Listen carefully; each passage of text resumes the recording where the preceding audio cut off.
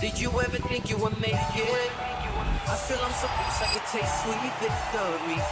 I know this life meant for me. Adam, what's your point? The future looks bright. My handshake is better than anything I ever saw. It's right here. You are a one-of-one? My son's right about I don't think I've ever said this before.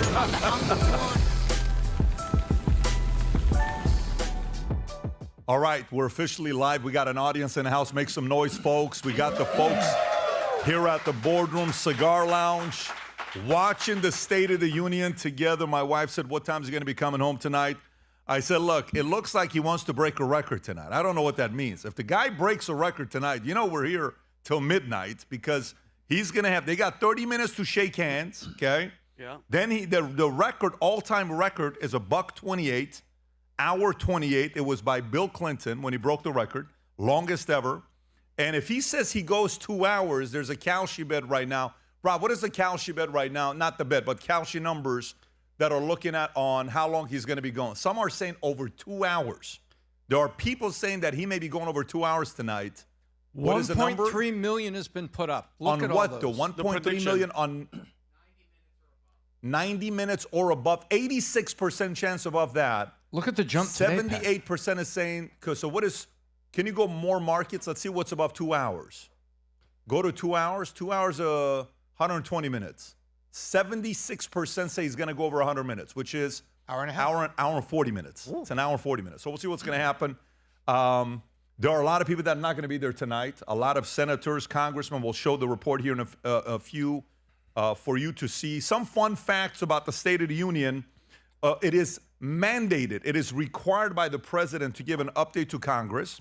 So he's given his update. This is one of those presidents that probably talks to the American people the most. Originally, it wasn't a speech. Some did a speech. Jefferson said he doesn't want to do a speech because he thought it was too royal. So they wrote the State of the Union speech to people for like about 100 years. And then they brought it back after 100 years. Woodrow Wilson brought it back in 1913. The first State of the Union on the radio was 1923. First on TV, 47. First in color, 1965. First on the internet, 2002.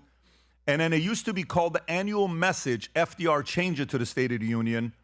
And modern average, 70 to 100 standing ovations. I just want to make it clear, nobody here needs to stand up. We're just going to enjoy it. So every time they stand up, we're not doing it here. We're going to have fun for ourselves. Some people are having drinks, old fashions, different kind of things, cigars. And we have a few Middle Easterns in the house. They may even call hookah to be here in a minute, by the way. That could happen. That's very likely it could happen with this audience. And 1986, the speech was postponed after the Challenger disaster, 1986. And right now, if you're from New York, for those of you guys that live in New York, the stuff I'm hearing about going on in New York with 23 inches of snow, I don't know if you saw the video with what Central Park looks like. It's a whole different story. But thank God today, I don't know if you guys caught that, AOC came out with Mamdani in Spanish, making sure all the illegal immigrants know that it's free childcare in New York. So as long as you guys know that's going on, everything's going to be okay. But let me start it off right off the bat. Tom, what do you think is going to happen tonight? What is the outcome? There's a lot of things that's going to happen. They're trying to make it a bad show for him. They want him to come in and not look good. I have a feeling they're going to be screaming, hollering, not a lot of people being there on the left. Thomas Massie is allegedly sitting with the Democrats. A lot of stuff that's going to happen here tonight. What do you think is going to happen? I think it's a tough day for America because I don't like how it's unfolding. Yeah. I don't like the fact you've got Dems that are boycotting it and are going to use the internet and an alternative channel to kind of put something out there. It used to be where the president, love him or not, we all come together in the House of Representatives with the cabinet, with the Supreme Court in the front row. Supreme Court stays neutral, sits there quietly, and we let the president speak, and then we give a rebuttal. That used to be how we did it. There was decorum, even with discord or disagreement. There was decorum. Today, I expect there to be some booing. I expect there to be sitting down and frowning faces because they know that the cameras are on them. I've already said what certain Democrats are boycotting. Now, with the president needs to put a positive message out to the American people about what he's doing about affordability and that he's urgent about it and not be doing as Pam Bondi did recently. But look at how the stock market's doing when she's in the middle of her congressional hearing. American people are looking for economic relief. They are happy with the policy at the border. They don't like how it's unfolded. But 72% of America agree with the president's policy on immigration and closing the border. But it's up over 66% are very upset about how it unfolded.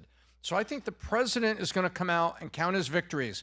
We've got the biggest this, we've got the longest, we've got the best recovery, et cetera, et cetera, et cetera. And he deserves credit on inflation and on CPI and closing the border. There's things he deserves credit on. I think he's going to then be a little bit of a bully at a time where he really needs to be Reagan-esque and to be strong and conciliatory and commit to what he's doing for the American people. But I just, I'm a little nervous because I don't want to see how it's all going to unfold. I don't think it's good on both sides. Yeah. Well, first of all, the State of the Union, I think, is in fantastic shape. We have to remember, guys, since 2016, Pat, it's just been relentless pressure from the other side. Russia, you know, all the impeachments, it's been nonstop. Hitler, this, that. What he's been able to accomplish, besides getting a bullet, almost ripping his head off, another guy trying to kill him at Mar-a-Lago, another guy yesterday that just showed up to try to kill the president that was shot and killed. Think about it, guys. Border shut down. Deportations happening, even though with the resistance of everybody and all the paid-for stuff from George Soros and all these big companies to try to, you know, put resistance, all the Alex Predis, all those situations, it's all set up, all right? We're respected on the world stage. When Trump walks in a room and Trump wants to do business, everybody respects us now. I don't care what they want to say. He's holding everybody accountable. The tariffs were working till, you know, Supreme Court went 6-3, and I think that they're still going to fight for that. I said that part, but then just this isn't about him, guys. He has 3 years left. It's done. This speech, I think, is going to aim towards the future of the Republican Party, letting everybody know, guys, we mean business. This is how it's going to be set up, and he's setting up for whoever's going to come, for the Marco Rubio or the J.D. Vance or somebody to come out. But, guys, understand this. He is doing a great job. He is doing an actually really, really, really good job, but it's constant pressure and nudging and this and that. By the way, Epstein files, he released 3,500,000 files. Why? Anybody want to celebrate and say, guys, for how many years? 30 years, nothing has come out. He's doing it. He's doing what the people want, and I think he deserves a lot more credit than what they're going to give him. I think my opinion, by the way, is Adam with us or no? Is Yes, Adam sir. with us? Just so Yes, sir. if you can show him on the Zoom as well so everybody knows. Adam, just so you guys know, Adam, can you tell everybody where you were all day today? Sir, can you hear me? I can. Wonderful. Well, I'm here in Washington, D.C. I was interviewing a lot of our Republican congressmen and congresswomen. Honored to be doing so right now. I'm out here in the field, PBD. I'm representing the PBD brand and the Valuetainment brand. In the swamp, you know, we want to drain the swamp, but we're going to make America great again. What is the feeling you're getting? By the way, what is the feeling you're getting? Because, Rob, can you show one of the clips with him and is it John Kennedy? Who's the one that it was speaking to? Kennedy? Yeah, play one of the clips of Adam there today. I got a lot of thoughts on tonight. And we have 42 minutes until he gets started. Why don't you just show the clip from the beginning of Adam being there, show the official stuff, make him look good because, you know, Adam likes this kind of stuff. Go ahead, Rob. Adam is literally in D.C. today. He was at the State of the Union press talking to a bunch of congressmen and women. Nice. It looks cool. First question, the number one concern on most Americans' mind is the economy, affordability. Everyone's concerned what the government can do, but what could individuals and families do better to save that money? To paraphrase Congresswoman Omar, I love you like a brother, but please behave tonight. Yes. Don't act like you're having a grand mal seizure. I say the same thing to my Republican colleagues. We're all there to hear the president. We're not there to hear each other. Number two, here's what I think the president will do tonight, what I hope he does, Adam.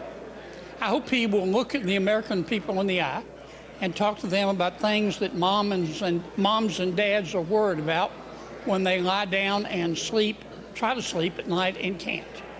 Sharia law and the Islamification of America. We see what's happening in New York with Mamdani. We see what's happening in Dearborn, Michigan, and other places around the country. Texas is ground zero. Houston and Dallas-Fort Worth, where you've got this epic city. You've got this Islamic center in Houston. We'll have more stuff that'll come. What I want to ask from Adam is the following. Adam, what is the feeling you're getting from talking to everybody there? What are they thinking is going to happen tonight? What are they saying is going to happen tonight? We read the reports. We've seen, the number I have right now, 6 senators will not be attending tonight. Patty Murray, Chris Van Hollen, Ruben Gallego, Tina Smith, Ed Markey. You got Jeff Merkley, and then you have 8, around 15 representatives won't be there tonight. Catherine Clark, who's the minority whip, Jim Himes, Yasmin Ansari, Ami Berra, Delia Ramirez, Sean Caston. We got a bunch of other names there as well, all across the country. Ro Khanna's apparently going to be bringing one of the girls from the Epstein, that apparently she was the one that was bringing the girls to him, that she was getting paid to bring the other girls. Ro Khanna's going to bring that girl there. There's going to be a couple other things. I mean, I know Thomas Massey's allegedly going to be sitting with Democrats. So it's going to be a spectacle. But what are you feeling from talking to everybody? What are they saying? Well, if you're talking about the State of the Union and state of the economy and state of America right now, if you only polled or spoke to Republicans, you'd have in great unison that America's greater than ever. We're making America great again. So everyone is excited about what Trump is doing. I asked them, hey, what do you maybe disagree with what he's doing? They were very dismissive of that. They said, listen, there's a lot of things that the Democrats can criticize him about, but Trump's playing offense. We're here advocating for him. We love what he's doing. We respect what he's doing. We voted for this. Trump's on offense is what they keep saying. He's playing offense where what are the Democrats doing? They're just booing from the sidelines right there. So it's the classic Teddy Roosevelt, man in the arena situation. Trump is going at warp speed, playing offense, where the Democrats are just booing, and they have all these different other agendas. But the one thing they don't have, it seems, is patriotism, when every single Republican was proud to be an American, proud of what President Trump is doing, and excited for the State of the Union tonight. Yeah. So, for me, I think if it's the other way around, and if the Democrats were there and you had an opportunity to capitalize, people, I know Tom is saying, I hope they don't do anything. I hope they don't do anything like this. There was a guy back in the days in 2009 when Obama said, nothing's going to happen with your taxes, with health care, nothing's going to go up. There was a guy named Joe Wilson that stood up and said, you lie. I don't know if you guys remember that or not when that took place under Obama. If you have that clip, Rob, if you want to play it. So that's not the right thing to do. I have a feeling there's going to be a lot of those. What was one of the Nancy Pelosi? What did she do when she ripped the speech? State of the Union, yeah. And then you had some of the people that were holding up signs against Elon Musk. If you remember those handles when they had with Doge, and they were talking about some things with Elon. I don't know if you remember that. Kink or something. Year ago, something like that. Go ahead, Rob. Play that clip if you have it. Here's President Obama. Go for it. There are also those who claim that our reform efforts would ensure illegal immigrants. This, too, is false. The reforms I'm proposing would not apply to those who are here illegally. That's Joseph Wilson. Look at Nancy's face. Nancy's face. Not true. Okay. And one more. By the way, I don't know if you guys noticed or not, Obama looks like he's 27 years old. Yeah, he looks like he's 78 right now. He's aged a lot. But here's what I think is going to happen. We can sit here and, I can't apologize for who I voted for, where I'm at. Nothing has changed for me. I supported this man 16, 20, 24. However, you have to pay attention to numbers. We will show CNN polls when Harry Enton is showing poll numbers that are looking favorable for Trump. And sometimes you're like, well, we're not going to show that poll because that poll is not a good poll to show. Let's not show that one. Let's only show the positive polls. I don't know if you guys saw yesterday what Harry Enton showed, if you want to pull this, Rob, right before. Okay, and I got some thoughts on this, Rob. I gave you the clip. I think you have it. This is yesterday, right before State of the Union. If you haven't seen this yet, this is same Harry Enton that's been showing a lot of polls that are favorable for Trump. This is him yesterday. And out of everything he shows, the only one I care about is about independence. That's the only one I care about. Rob, just play the first minute. Go for it. CNN's Harry Enton is running the numbers on this one for us. Harry, what's your take with what you're looking at on how people are feeling about how Trump is doing in this moment? Yeah, okay. I would borrow the phrasing of Tony Blair, of course, the former Prime Minister of Great Britain, saying, weak, weak, weak. It was weak over there in the United Kingdom. It is weak here in the United States when it comes to President Trump. Okay, Trump's net approval rating. Look at all the pre-SOTUS polls, the State of the Union. Look at this. Okay, we're at this point. Look at that. Negative 27 points. My goodness gracious, the snow is up to the knees here in New York City, and Trump seems to be well underneath it at this point. Compare that to where he was in 2020, 2019, and 2018 in term one going into those State of the Unions. Minus 10, way lower now. Minus 15, way lower now. Minus 15, way lower now. The bottom line is this. Donald Trump has never been weaker going into a State of the Union address, according to our CNN polling, than he is right now, and weaker by a considerable amount. So this is his first term to his second term.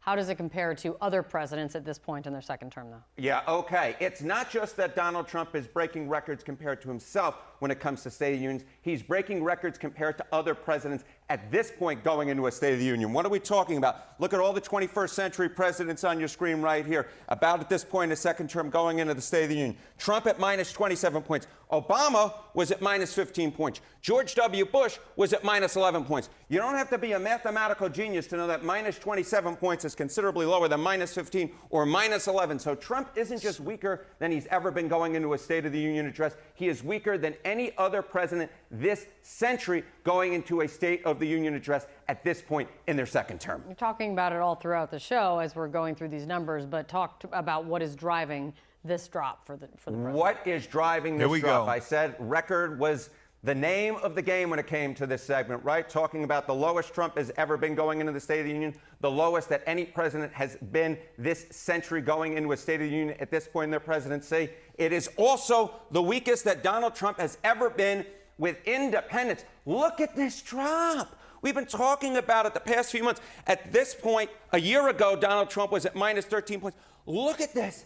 Minus 47 points among independents, the lowest Donald Trump has ever been in either of his two terms as president with independents. That is driving these numbers. When you're 47 points underwater with independents, that's the name of the game.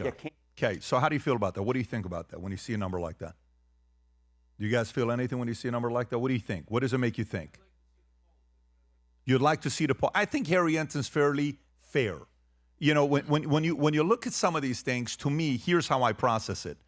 I think Democrats are so flippin' lucky right now, and they better capitalize. And here's why. What happened the last 7 days? If we were to look at what happened the last 7 days, it's what? The tariff Supreme Court goes 6-3. Everything you read about today, it's what? Lawsuits, lawsuits, lawsuits, lawsuits.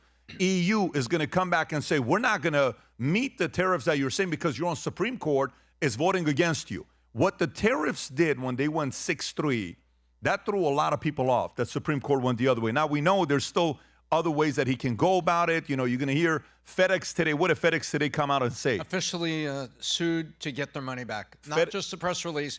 Federal Express sued the federal government looking to get all of the tariff money back that they paid. Which is pretty nasty. And by the way, this kind of stuff happens while you're going through it. And then what else is going on right now as we're going into the State of the Union?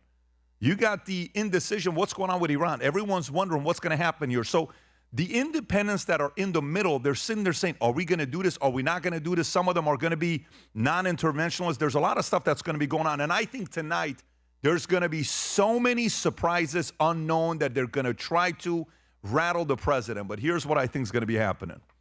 When we look at this kind of stuff, the president said something the other day that we're not doing a good job talking about our successes and marketing. Let me give you some numbers for you to be thinking about when you see that right there. A year and a half ago, everybody was worried about border and criminals coming through. When's the last time you thought about what's going on with border? Bingo. Lowest since 1970. He made America safer. Murder rates from 25 to 24, down 20%. Down 20%. We can continue with these things that we're talking about. Tax reform. People are putting more money back into their business when they're hiring people. Remember when we used to see all these men and women sports? What did he do? No men in women's sports. Parents out there sitting there saying, man, I had a lot of sports where guys would come in and competing. No, we're not going to be talking about that stuff. Remember the whole ESG stuff that we would hear about all over the place. Remember DEI? How many of these companies that were faces of ESG and DEI, like BlackRock? Nope, we're going away from it. Goldman Sachs? Nope, we're going away from it. What even happened to Disney right now that they do our annual gay parade at Disney? They said, no, we ain't doing it this year. Why is it happening now? You know, you look at the stuff Disney had to do. Kathleen Kennedy, that every other cartoon they were doing, they were putting some kind of an LGBTQ character in there. She stepped down December 31st of last year. So a lot of this stuff that's happening, but they've not done a good job marketing this stuff. He claims he ended 8.5 wars. Whatever the number is, he stopped a lot of wars. He's still got a couple other things that's going on. What they did with Venezuela, you know, we don't want to do this. We don't want another war with Venezuela. He went in, they got it done, they left. News, oh my God, it's going to be horrible. No, it was actually gave credit to our great Delta Force and Navy SEAL, what they did. But, you know, and then what they did with Iran's nuclear bombs, we don't give that enough credit. The baby Trump accounts that a lot of other companies, you saw Michael Dell coming out and saying, hey, we're going to be good for this. And many of the corporate companies, you know, joined him on that. Gas prices, drill, baby, drill. I can say a bunch of different things. I mean, he even got, you know, this may be the biggest accomplishment. Some people thought this was never possible. Some people here are probably going to get emotional when I tell you this.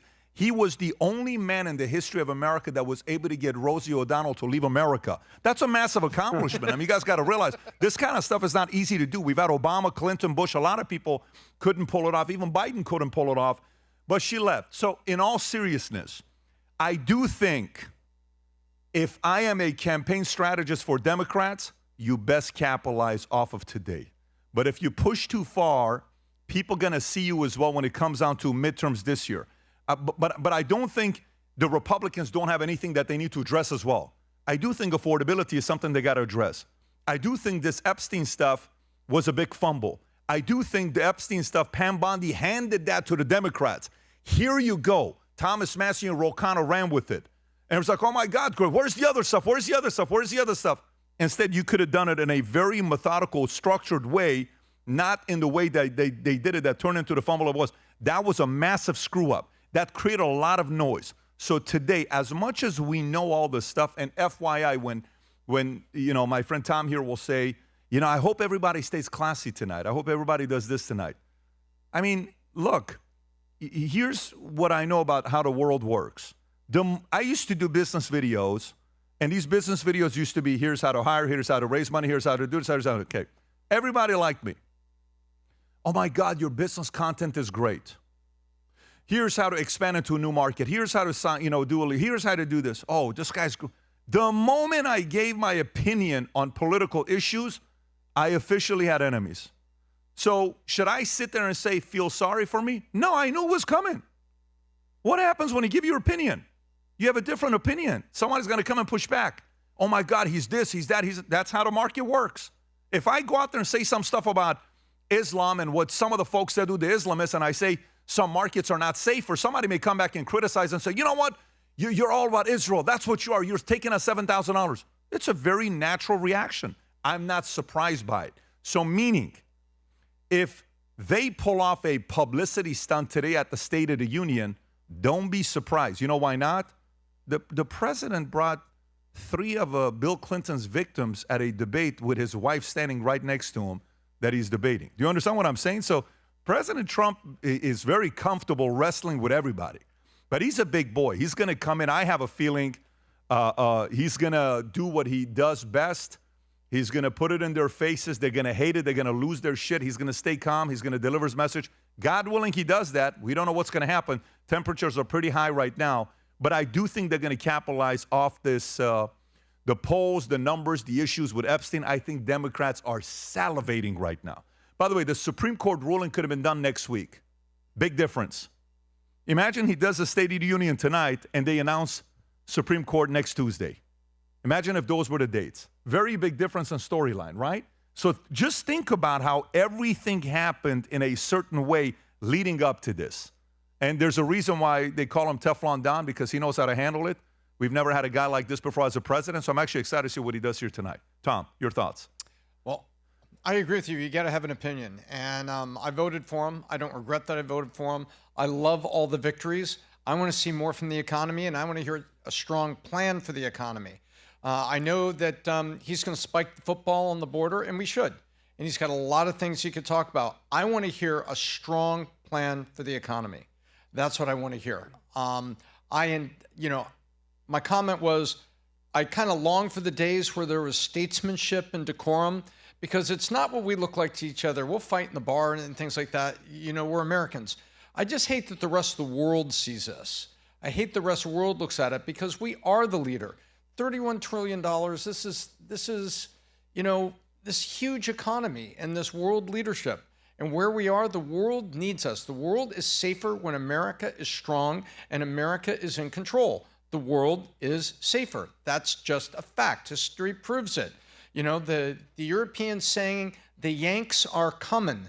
That was a song. Why did it happen? It happened because they were looking forward to us coming to help. The world's been able to depend on this historically.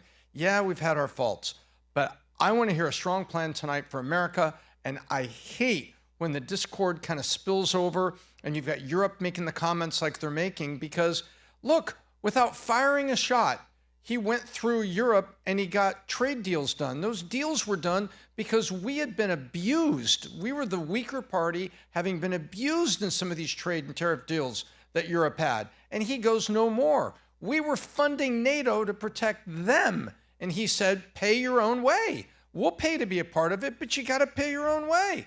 That's leadership, and that is America first and not America only. And I want to hear strength tonight for the economy, and I want to see strength for us on a world stage. And what's happened this past week really has disappointed me on the latter. Can you imagine, Tommy? Can you just take a second and imagine what he would have been able to accomplish if the Democrats and the left weren't just relentlessly trying to destroy him, Tom? Just because. Thank you. Just because they still cannot believe that this guy, this billionaire, New York playboy turned reality star, became the president. And since that moment, he was even shocked. They made it their one priority to try to destroy him, to subvert the will of us, the people, the real people that voted and support the president, Tom. It's been like that forever, Pat. And he made a great point. They did subvert the will of us. They subvert.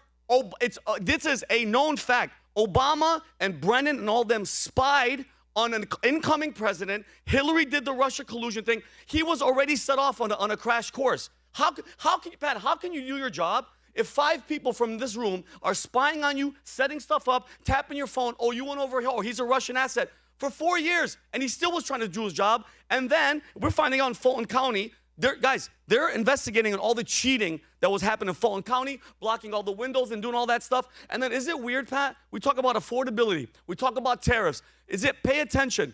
What happened in 2019, 2020? Trump was holding China accountable and making them pay their fair share, and making them pay tariffs. And then all of a sudden, a virus comes out of a lab from China and destroys the world, and they have zero accountability. Zero. And these same people, Xi Jinping shows up to San Francisco, he's treated like a god, Tom. The homeless people disappear. They shipped them to San Francisco. They put them on buses to Sacramento. From San Francisco to Sacramento, so that it would look nice for his visit. Yeah, and so he makes a great point. Those are 3 CNN polls. I get it, but it's like enough is enough. They've been going after this guy forever. The wars, and I want to ask you a question, Pat. How much of those independents are shifting? Because I know, social media has changed. Nobody's really watching mainstream media, but at the end of the day, it's still working. You know what I mean? Like wars, he's going to start a war. No, he didn't. He went in there in 45 minutes, took Maduro, took his ass out. That's it. He's World War III. He was going to do North Korea. No, he didn't. Iran, he did this. No, we bombed one little surgical strike. He's being surgical and methodical. I just wish the other side, and I get it, left and right, Pat. It has to be Democrat, Republican. Let him do his job. Criticize him all you want. There's a lot of stuff. On the Epstein stuff, guess what? 3.5 million released. Okay, I'm fine. You know what I'm not fine with, guys? Why are the male names redacted? Victims, I don't want to see one victim's name. 0. But it says Jeffrey Epstein, J.E. Epstein vacation. That was his email. Why are you redacting the male names? Put them out there. I want to see every single guy that was involved with either torturing, raping, or murdering these people. Because I talked about this last week, Pat. You guys think they were going to sleep with these men and let them live their lives after seeing their faces? Absolutely not. And that 30 seconds missing in the jail cell, that's such a shame, and you nailed it. The biggest blunder is what the FBI and the DOJ and Pam Bondi did. And that's bad. I can at least criticize them on that. But the rest of it, it's like he has to be able to do his damn job, but he's on the way out, Pat. I don't think it's a big deal for him. I don't think he cares. I really don't. You don't think he cares? I think at this point, he's used to it. He's tired of them. Right. He's going to let them know this is what I'm doing, because who's next? Pat, he's not running. As much as that CNN wants to tell you he's running again, he's not going to run. This is the setup for Rubio or J.D. Vance, letting them know, guys, this is what we're doing. But let me tell you what he does care about. You know, he's a polls guy. He's a guy that I've never seen a president that pays attention to polls the way he does, okay? Never. So if you think about what he does pay attention to, he is still, if midterms is a bloodbath, he has to, that's a very, very important thing he has to pay attention to. But from what it's looking like, it's going to be bad. Well, no, you can still adjust. You can still make adjustments. You still have to find ways to improve. You still have to find ways to make adjustments. You still have to find ways. He is a guy that takes pride to anything his name being attached to.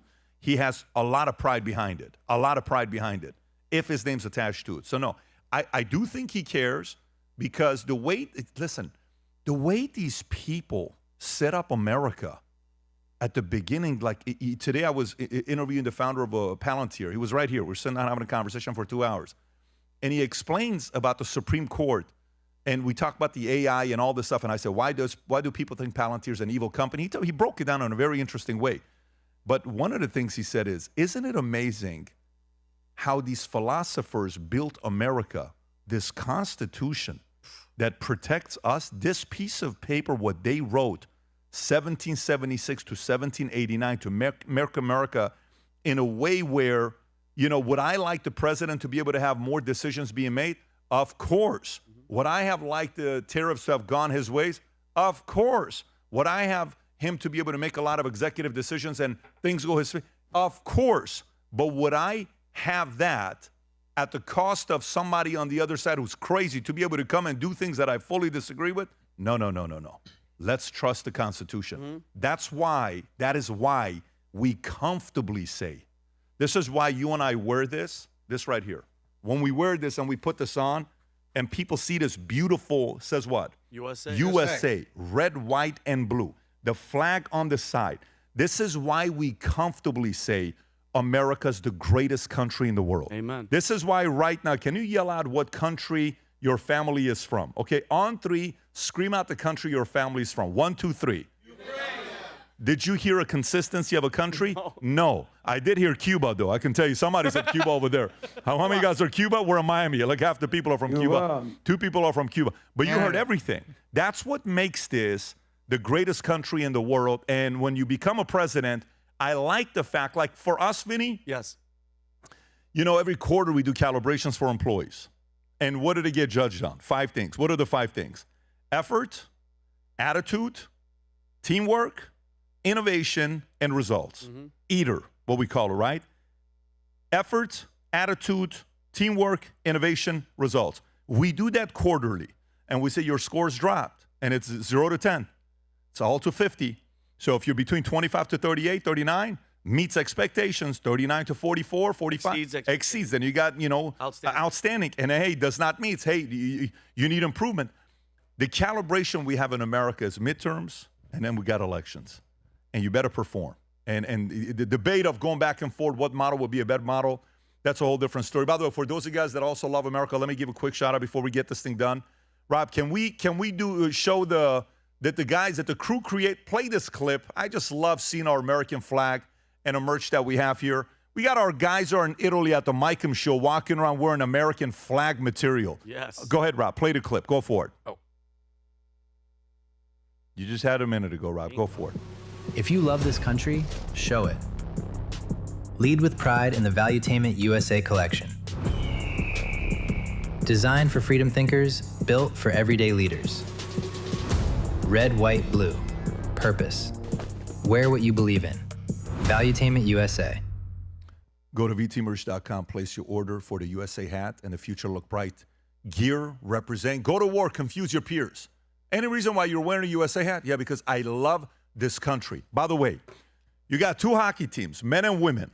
Okay? They win the what? They win the gold. Anybody saw how the men won the gold? How sick was that, right? Yes. Good for the ladies, good for men. Both are invited to go to the White House. The ladies, they have a busy schedule. The men, they're going to the White House to see the president. You guys saw this clip when he called them and congratulated them, Rob? Do you have that clip of him speaking to those guys? It was a long call. It was a long call. We're not call. going to listen to the whole call, but Rob, if you got like a quick glimpse of it to show, he's calling them congratulations. You know, they're celebrating. We cannot believe we're getting a call from the president. Go ahead, Rob. 1 minute. 1 minute. And by the way, your goalie played not bad. You can pause it right there. Isn't that great? Isn't that great where you're not only proud to represent that brand, and you got some of these other guys, well, yeah, just because I wear the flag doesn't mean I represent everything that America is doing here right now. Then go freaking wear a different jersey. Sure. Go wear something else if you're not proud to represent this. Put it on, be proud of it, okay? And for me, for tonight, as we're going through this and the message that he's going to be given and whatever spectacle they're going to try to do it, you know one thing we learned? The one thing we learned is noise comes, noise goes. You have to stay tough as this is happening. There was a message, Rob. Do you have that clip? This video here I'm about to show you guys, it is so funny. Here's somebody, a young lady, goes on a campus asking students, what did you think about the State of the Union speech last night that the president gave? You understand? It hasn't happened. Do you understand what just happened? She's going asking random students, what did you think? What do you give the president's speech last night, State of the Union, 0 to 10? Look at the way they're answering. Vinny, have you seen this or no? No. Go ahead, Rob. College kids are telling us Trump's State of the Union didn't go so well. The only problem? It's tomorrow. Rate Trump's State of the Union speech 1 out of 10. 1's the worst, 10's the best. Negatives. And why? I think we all know a lot of reasons. Yeah. What about the State of the Union last night? 1 to 10. It was like a 1 or 2. I mean, it was all over the place. Probably just giving a 0. I'm gonna give it a 1. And why do you say 1? I don't think he's very articulate. How did Trump do at the State of the Union? 0. I'll be real, I didn't watch it. Like, yeah, I didn't really watch it much. I watched it for a little bit, but turned it off. The State of the Union last night. How was that 1 to 10? I know it was last night. I thought it was tomorrow. No, you're good. You passed the test. Good job.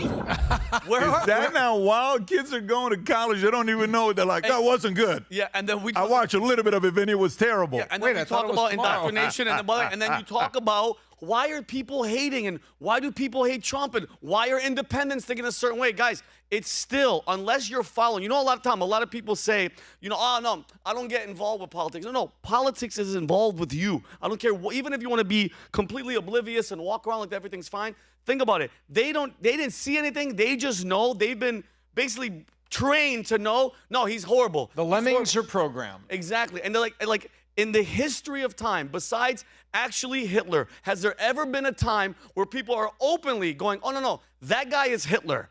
All right, I've seen Jewish people say that guy's Hitler. Do you understand where that happens, that brain TDS disease, for you to call somebody that killed millions and gassed and burned alive and murdered that many Jews, for you to call that guy Hitler? That's why that thing spreads and people don't even know. They've never even seen him speak at the State of the Union, and they're like, yeah, he was horrible. I give him a 1. That's what I'm trying to get at, Tom. All the independents, all these people, all these CNN polls, who are you polling? Who are you talking to? Trump haters? Of course they're going to say he's not doing well because they've been told that he's not doing well since day one. Since day one, it's been an uphill battle. It's been an uphill battle. I'm not complaining at all. Adam, are you out there with us? Yes, sir. What are you thinking? So, number one, shout out to the men's hockey team. They visited Miami last night. The number one club in Miami is 11. They were there celebrating, popping bottles. I don't know if you saw any of the videos, draping the American flag, singing the national anthem. It was incredible. I got my man on the street there. Unfortunately, I couldn't be there at 11. I would have loved to join them there celebrating, but incredible what they did. Of course, the women, they're too busy to show up. What else do you got going on, ladies? The Olympics is done. You get to pretend that you're playing in meaningless games. So respect to the men's team. I think they're going to be here tonight. But you guys were talking about Trump, right, PBD? So you know the book. You've talked about this. Nice guys finish last. Say what you want about Trump. He's not a nice guy. Sometimes you need an a-hole to get in there and bust things up. And, politics is messy. I was interviewing all these very skilled politicians. They're bobbing and weaving my tough questions today. But politics is ugly. But, they say, be careful when you wrestle with a pig. You're both going to get dirty, but the pig loves it. So, PBD, you said one thing about the poll numbers, which you're right.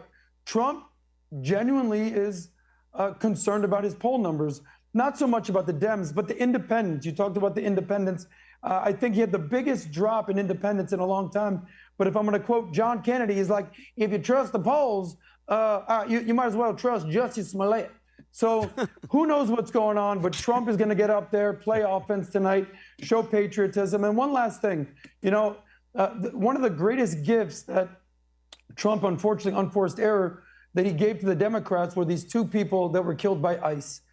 The Democrats don't want to talk about the 10, 20 million people that were potentially led into the country. But God forbid, two paid agitators show up and get in the way of ICE and they get killed. They want to harp on that. So that was a gift to the Dems, and I think the independents saw that. But I interviewed an ICE officer today in Dallas. He's actually, he was a guest of your friend, I believe, Tom, Congresswoman Beth Van Dyne, and she gave you a shout out, you as well, PBD. She says, I think she's meeting with you soon. She was with an ICE officer. Remember when someone shot at an ICE facility in Dallas? Do you remember that? About a month ago or two? And he goes, yeah, I was there. I got shot at. But they also interviewed, there was a big press conference with the Fallen Angels family, the people that are responsible for doing the Laken-Riley Act. So they don't want to talk about the illegals that are coming in the country, killing people. They want to focus on these two paid agitators who are getting in the way of ICE. But Trump's got an agenda. He's going to stick to it. Poll numbers be damned. He's going to do what he's got to do to make America great. But Adam, I disagree with the phrasing of he gave them a gift. He didn't get them a gift. It was a setup because they were told, again, that ICE is Gestapo. You have Tim Walz saying, go get in their faces, and go fight, and then that happens. I don't think it was a gift. I think it was set up, and the Democrats got exactly what they want. They baited it, and they got exactly what they want, and now they have the talking points. So that's why I wouldn't. Well, Vinny, I'm in D.C. I'm looking presidential. I'm not going to fight with you today. You know how much I love that, but I love you guys, and it's great to see you. Are you wearing pants? Because we can't tell. I'm not. Okay, good. That's why he's sitting down. So, by the way, Rob, can you show the clip of Ro Khanna? This is who Ro Khanna is going to be having tonight at the State of the Union. And then Scott Jennings had a quick response to who Ro Khanna was going to have tonight at the State of the Union. Go ahead, Rob. I'm Congressman Ro Khanna. I'm so honored to have Haley Robson as my State of the Union guest tonight. Haley is a survivor and a mother. She was sexually abused at the age of 16 and 17 by Jeffrey Epstein. It was horrific.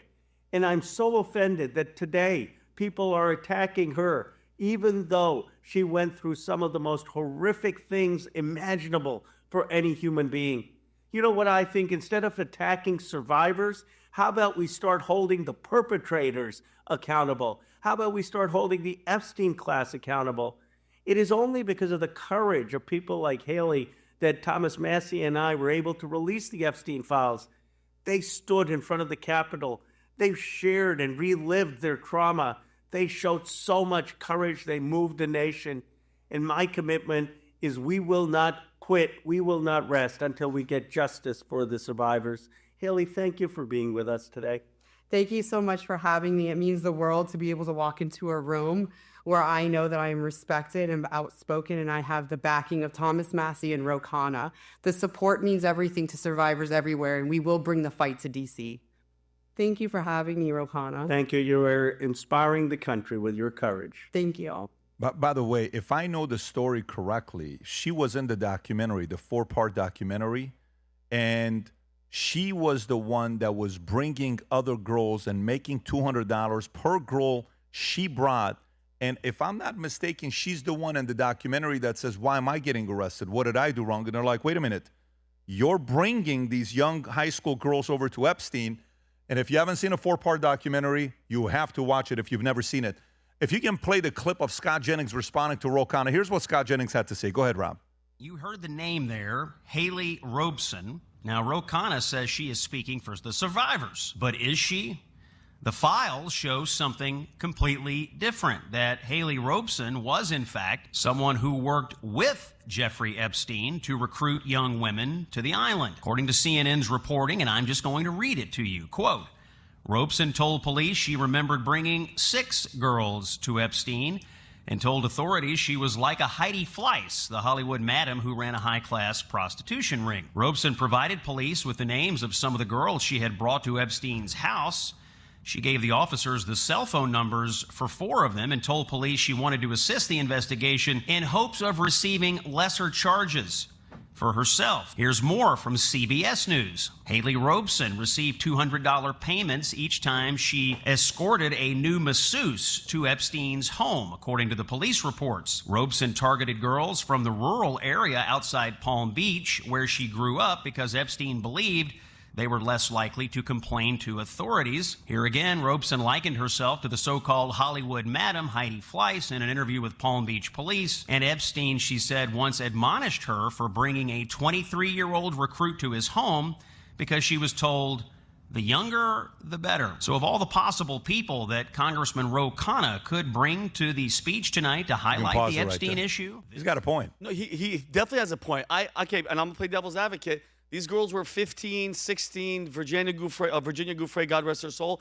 Like, think about it. If you groom these girls and tell them they have to do it, I mean, they're at that age, 16 years old, they're making money. I know I'm not saying it's a good thing, but I think shame on Ro Khanna for using them as a political tool, because that's what it is, Pat. This Epstein stuff has been going on forever. Now again, because it makes Trump look bad, they're bringing this up. You know, if he was if he's the real deal, you work in Congress, you work for the United States government, why don't you promise these girls, all these survivors, promise them protection and name the names, all right? You're going to be protected. You're not going to suicide yourself. We're going to protect you. Bring down the house. Tom, you know the saying I always say, let justice be done though the heavens fall. Bring them down. As you guys see, in the United States, all we're seeing right now is this CEO stepping down. This guy's retiring. This guy, no arrest. Nobody's going to jail. But in the UK, they're actually putting these people, they're arresting them. They're putting them in prison. The Norwegian guy, one of them just committed suicide, and he's all over the Epstein list. And then the Norway son or the prince, I don't want to misstate, Rob, I think it's a younger blonde-haired kid. He just went to prison for raping 4 girls. I forgot his name. So there's things happening, but if Ro Khanna and I get it, Thomas Massey's, they're all for America, and they're all for all these people. Grant them protection that you have the power to give, all right? And then name the names, or else this thing's going to keep dragging on forever. And they have the power to do it. You know what I find is weird about this? I wonder if Ro Khanna knew her background, or if one of his people, his aides, says, hey, we got one of the victims to go with you. We're going to do this. And then today, after seeing all of this and seeing Scott Jennings and other people, I'm kind of wondering, why is Ro Khanna doubling down and taking her? Because, Pat, politicians get photographed with the wrong people all the time. People come to a fundraiser, all of a sudden you realize, hey, do you know you were at a fundraiser and you were, that was one of, those financial fraud guys. You had a picture with them. I just took pictures with 60 people at a fundraiser. Yeah. I didn't know. And that's the truth. That'll be the truth. But Ro Khanna gets out there, says all this stuff, and then all of this stuff gets exposed about what this girl, not once, but twice, said, I'm like Heidi Fleiss. She's making the act of, we were in LA, we know exactly who Heidi Fleiss is, if everybody else in America didn't know what an amazing, out-of-control story that was. And she said that twice. So if Ro Khanna knew that and was going to take her to the State of the Union, what's he thinking? But if he didn't know that, and now he finds it out afterwards, why are you doubling down? Why aren't you backing off and saying, I support the victims? I gave a statement yesterday, and it turns out this person was involved in other ways. She's not my guest. I'm shocked he's doubling down. She's going to be there. Well, I mean, look, the reality is him and Thomas Massey have gotten very close over the last 12 months. Thomas Massey, one report said that 2 GOP House members were going to be sitting, joining the Dems at the State of the Union. This is from who, Rob? Which paper is this? This is Axios. Axios that's saying that. And then Thomas Massey on X, there's a picture showing that he's going to be sitting with them, but that's from AP Post, that they got it wrong. And then Massey said, this is my view tonight at the State of the Union from the Republican side of the aisle. So he cleared up all the noise that's being made of where he's going to be sitting, which is good for Massey for doing so the audience knows. By the way, the president was asked about his State of the Union as we're getting closer to this, Rob. I'm sure you're watching it when it comes live. Give us an update on that. But here's the president. I think it was on Jesse Waters. Jesse made a comment about what the president told him once, which I thought was very interesting, Rob. If you have that, play the clip of what the president said to Jesse once about when you get a chance to speak at the State of the Union. Yeah, right there, Rob. Go for it. I interviewed him after he gave the RNC speech, and I said, Mr. President, that was a long speech. And he said, Jesse, when the networks give you the time, you take the time. So he's going to take all the time he needs, and he deserves a lot of time because you agree I'm the most objective person on this table, right? There's just no question about it. Objectively, Dana, this has been one of the best first years in the history of the presidency. Rates, rent, crime, crossings, all down. He got handed 3.0 inflation, got it down to 2.4% with the tariffs, and that's because he kept energy prices low. He's going to try to press his advantage with the Democrats because he's going to announce things that no one can sit down and not clap. He's going to announce all of these great metrics, like baby bonuses. He's getting $1,000 for a new baby. How are Democrats going to sit there and not clap at that? He's going to announce Maduro's capture. He might bring Maduro out in handcuffs and say, yeah, I got him. How are Democrats not going to clap? Now, so that that's would going be a to be the big spectacle. contest This guy. tonight. But then he has to lay out a very ambitious agenda. What's he going to do next? What is it going to be? It might be a surprise. It might be voter ID, but he's got to make sure the House and the Senate keep pushing the agenda forward. We could see some surprises. And then he's got the midterms. And so he's got to frame it. The Democrats, if you give them power, if you have the Republicans keep control, what's the difference? And we saw the difference. The Democrats were just in power, and they blew it. So we can't go back to that. He's got to push the agenda forward. And then finally, you mentioned it, Kellyanne, this is America's 250th birthday. And how fortunate it is for the president to be president during the 250-year birthday. So you'll hear a lot of themes of patriotism, of American exceptionalism, and he'll have some personal stories. We can talk about heroism, and you'll see the hockey guys out there, and everybody will be clapping for the hockey guys. The hockey guys might not even know what's going on because they're just a wee bit hungover.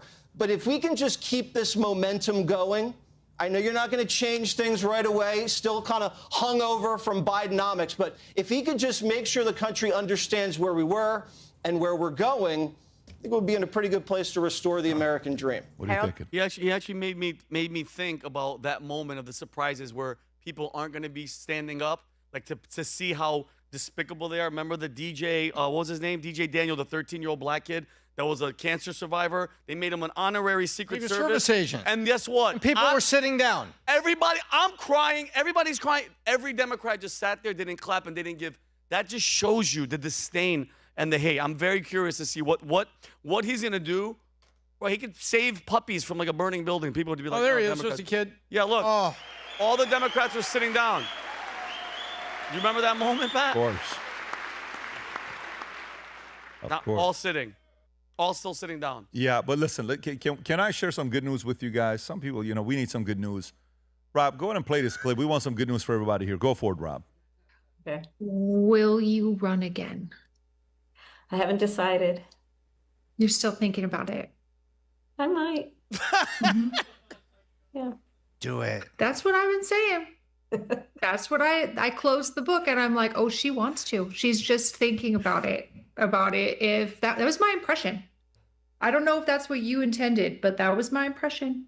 No, the book is about a specific period in time. There was no agenda beyond what we've discussed already, which is just sharing with people, the reality of Okay, of we the can stop. I can't. We did it again, Joe. You can pause it right there. But can you guys imagine her running again for 2028?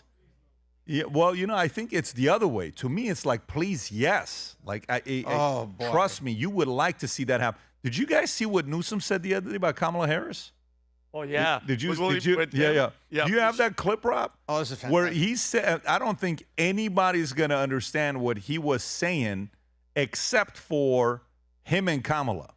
I don't think anybody, and probably some of the people in the state of California, probably know this. And by the way, we won't even explain to you what this means. If you don't get it, we're going to kind of skip to the next story. But maybe play this clip here, Rob, just for splits. It's a short clip. Go ahead, Tom. And no inappropriate comments from you today. I will make no inappropriate comments about people who've spoken. Go ahead, Tom. Go ahead, no. Rob. Tom's going to do it no matter what. He can't hold him. That's why I'm speaking over him. Play the clip. And for those that don't know Willie Brown, you wouldn't know Kamala Harris without Willie Brown. Damn. But look at the way Kamala and I both got elected the same. But no, play one more time. You didn't see this video. Play one more time. Khush. And for those that don't know Willie Brown, look at the pause. You wouldn't know Kamala Harris without Willie Brown. See how emotional he gets? See, I'm not talking. I was able to be Kamala quiet. Willie Brown was at home going, "You damn right." But let me tell you, you know what he's doing. You know what he's doing. Do you know what that message is right there? What do you think that is? Oh, zero. That message is, if you walk across the line, I'm going to drop the dime. That's exactly what that is. Don't mess around. That's exactly what that is. It's like, you wouldn't know Kamala Harris without Willie Brown. And he knows Kamala's going to see that video, and she's going to be like, oh, I know what he's going to do, and he's going to bring, and then so it's going to get, anyways, the good news is she's thinking about running. Please. Kamala, if you're watching, I hope you do. There is a person I would like to see run even more than Kamala Harris, but listen, I have big dreams. I have very, very big dreams. If in 2028, if Katie Porter runs, I will be the happiest person alive. Katie Porter's our favorite. You know the one that it's going to be Harris 28, 2 drink minimum. Yeah. So, burdened by what has been. Is this the part where he hasn't walked in yet, Rob? Where are we at as of right now? Space is big. Correct. Has he started shaking hands or not yet? No, I don't believe he's entered the chambers yet. So this is like they're about here to it announce comes. him. The sergeant in arms, ladies and gentlemen. Can we hear it? Oh, here we go.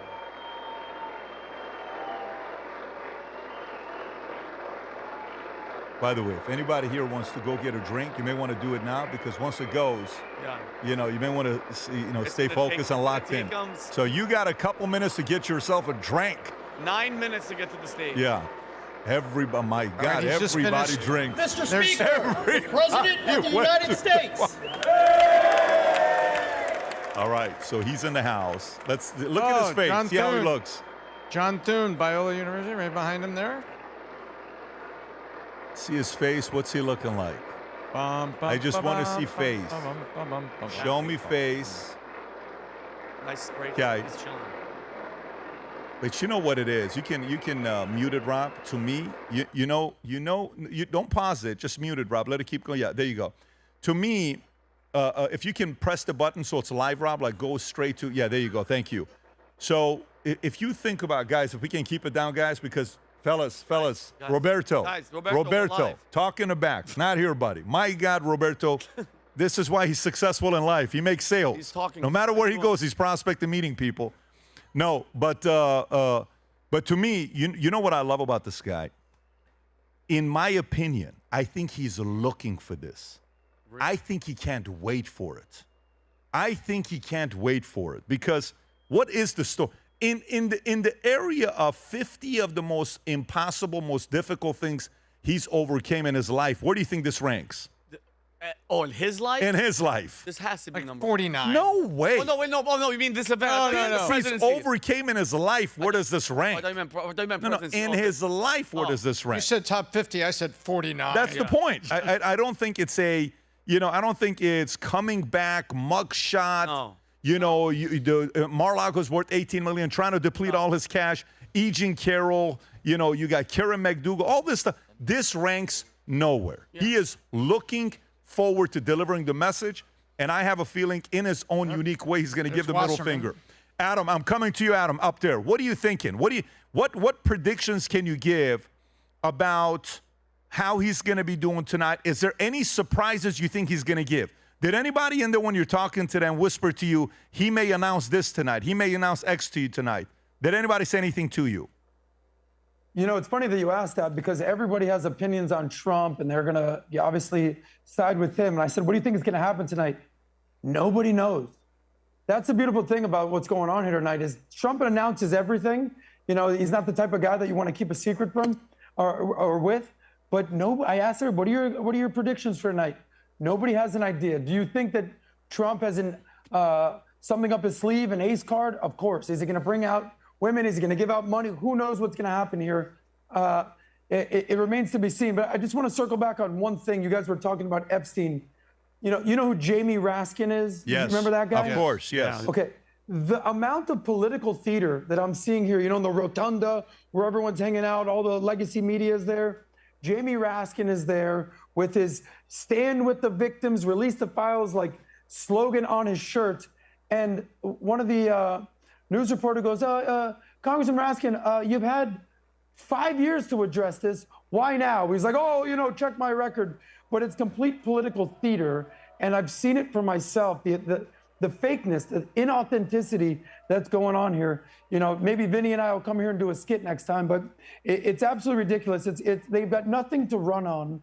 So it's kind of like Trump bad, Epstein worse, we love illegals. That seems to be the similar theme here, what's going on in the Democratic Party, unfortunately. And it's funny when you're saying this, everything about illegals.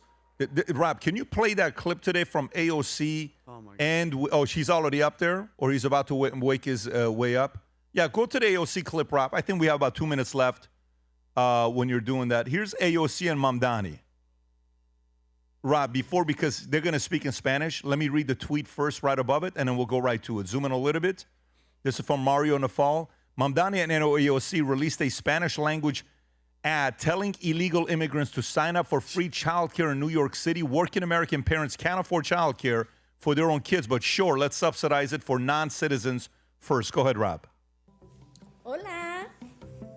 Mi español no es el mejor. No te preocupes, alcalde. Si su hijo o hija está cumpliendo 3 o 4 años en el 2026, usted puede registrarlos gratis en el programa Kinder 3 o Pre-Kinder de la ciudad de You Nueva don't feel the York. genuineness? Pero debe registrarse el 27 Look at it when he de stops to febrero, smile. que Look at es his face when he fecha stops it. límite. Look, boom, Cualquier serious. padre de la familia de la Because it's ciudad de Nueva tiresome. York, sin I can importar su translate. ocupación, ingreso To make a o martini, shake estatus slowly. migratorio, es elegible Add the para vermouth registrar with a caution. sus hijos. Hola. And just really, really fast, I know you're about to go. Do you understand what that's saying? Actually, part of that was helpful. If you don't belong in the country, come to New York and your kids will have free childcare from the government taxpayer. Are you and Americans are cool. Well, not us, the New Yorkers. All right, let's hear it, Rob. It looks like the president's made it to the... Let's go. That was not a 30-minute walk. That was more like 7 minutes. That was quick. On average, it's 30 minutes, but he did it 7 minutes. He wants to grab the mic. Let's get right into it. Dinner plans afterwards. Yep. Well, thank you very much. Here we go, everybody. folks. It's Let's really grab seats. An honor. Speaker Johnson, Vice President Vance, First Lady of the United States.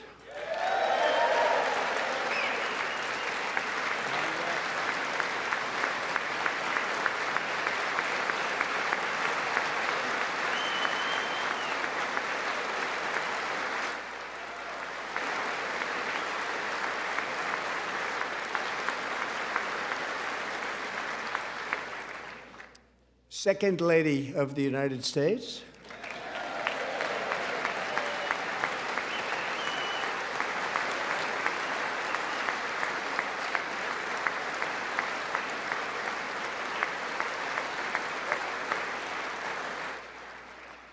Members of Congress and my fellow Americans, our nation is back, bigger, better, richer, and stronger than ever before.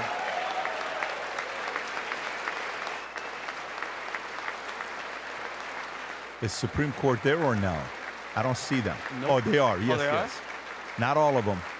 Look at the row right there Less to his than front 5 right. months from now, our country will celebrate an epic milestone in American history, the 250th anniversary of our glorious American independence.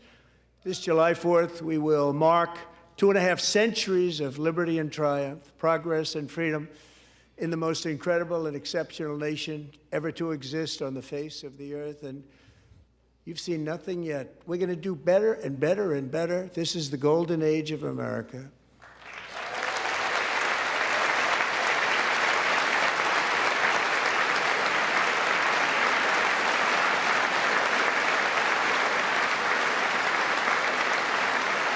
Marco Besant, When I last spoke in this chamber 12 months ago, I had just inherited, a nation in crisis with a stagnant economy, inflation at record levels, a wide open border, horrendous recruitment for military and police, rampant crime at home, and wars and chaos all over the world.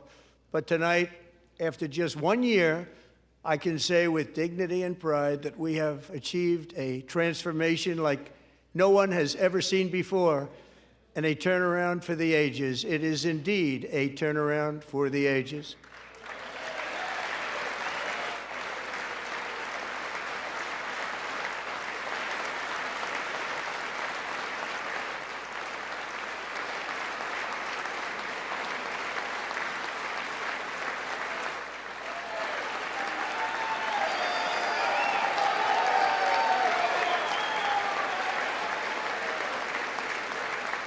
And we will never go back to where we were just a very short time ago. We're not going back. Today, our border is secure.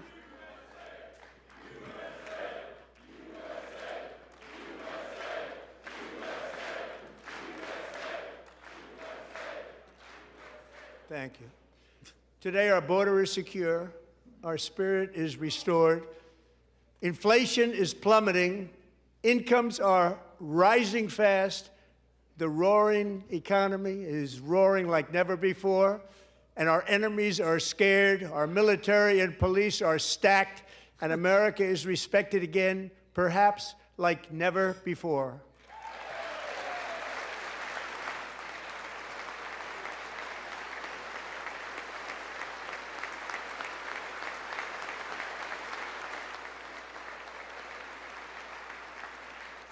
After 4 years in which millions and millions of illegal aliens poured across our borders, totally unvetted and unchecked, we now have the strongest and most secure border in American history by far.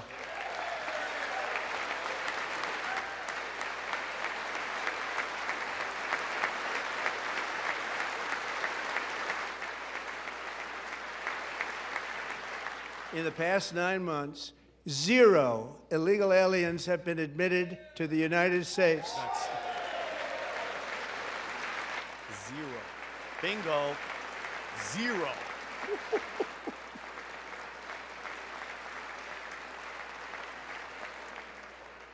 But we will always allow people to come in legally, people that will love our country and will work hard to maintain our country.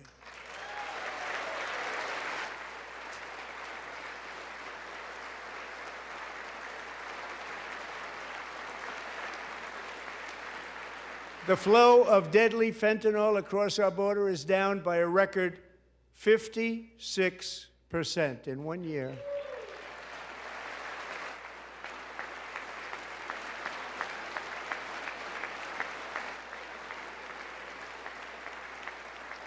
And last year, the murder rate saw its single largest decline in recorded history. This is the biggest decline, think of it, in recorded history, the lowest number in over 125 years, year 1900. In fact, substantially before my wonderful father, I had a wonderful father, Fred, before he was born, substantially before he was born. That's a long time ago. He wouldn't like me to say that, but that's a long time ago. The Biden administration and its allies in Congress gave us the worst inflation in the history of our country. But in 12 months, my administration has driven core inflation down to the lowest level in more than 5 years. And in the last 3 months of 2025, it was down to 1.7%.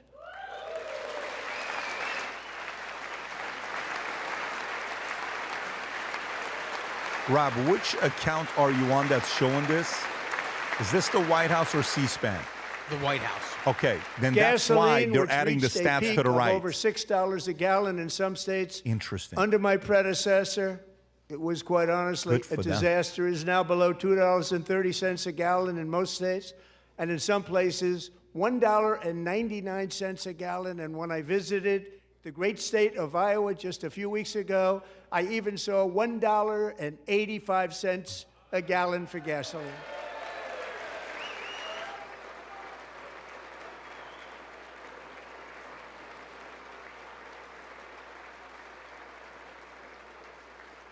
mortgage rates are the lowest in 4 years and falling fast, and the annual cost of a typical new mortgage is down almost $5,000 just since I took office. 1 year.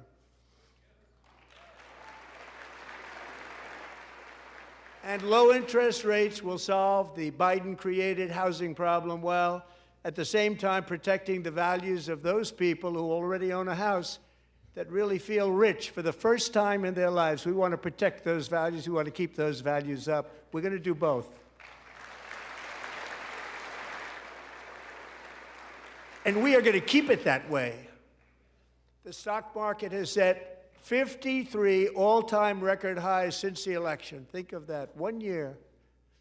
Boosting pensions, 401ks, and retirement accounts for the millions and millions of Americans. They're all gaining. Everybody's up, way up. In 4 long years, the last administration got less than $1 trillion in new investment in the United States. And when I say less, substantially less. In 12 months, I secured commitments for more than $18 trillion pouring in from all over the globe.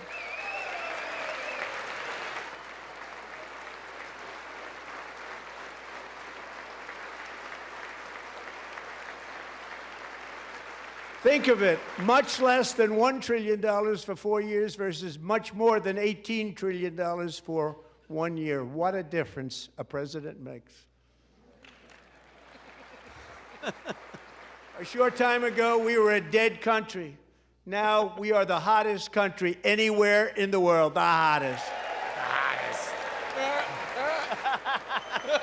We are. I mean, he's not lying. The hottest.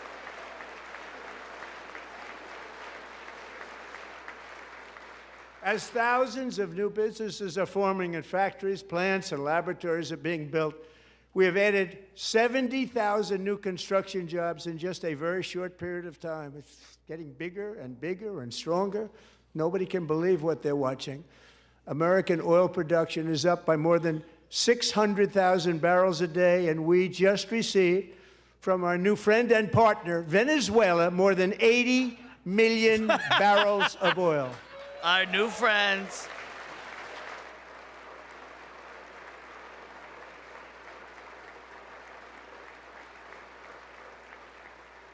American natural gas production is at an all-time high because I kept my promise to drill, baby, drill.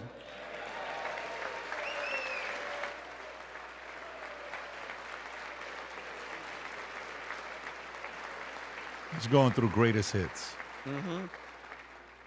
More Americans are working today than at any time in the history of our country. Think about that. Any time in the history of our country, more working today. And 100% of all jobs created under my administration have been in the private sector.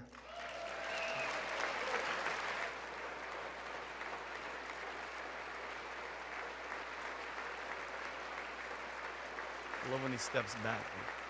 We ended DEI in America.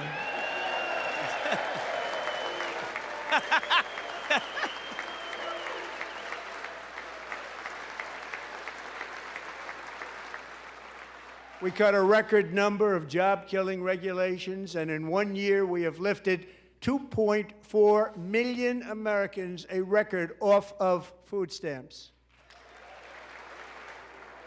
Oh, look at him staring down the Democrats. How many off of food stamps? 1 million? How much? I thought he said And for all of these reasons, I say tonight, members of Congress, the state of our union is strong. Yes. Yeah, Amy Coney Barrett's there. No, I see the judges. Yeah, they're there. I hope he says something about the tariffs today.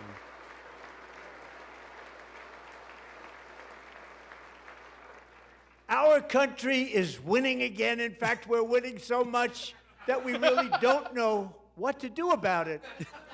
People are asking me, please, please, please, Mr. President, we're winning too much. We can't take it anymore. We're not used to winning in our country. Until you came along, we're just always losing, but now we're winning too much. And I say, no, no, no, you're going to win again. You're going to win big. You're going to win bigger than ever. And to prove that point, here with us tonight is a group of winners who just made the entire nation proud. The men's gold medal Olympic hockey team. Come on in. Let's go, baby!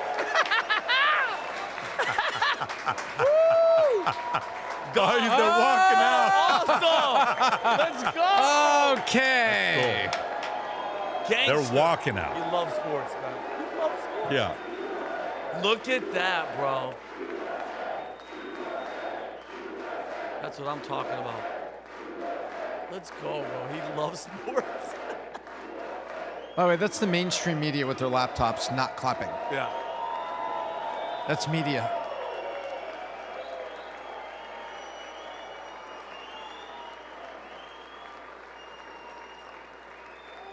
Dude, that's so awesome.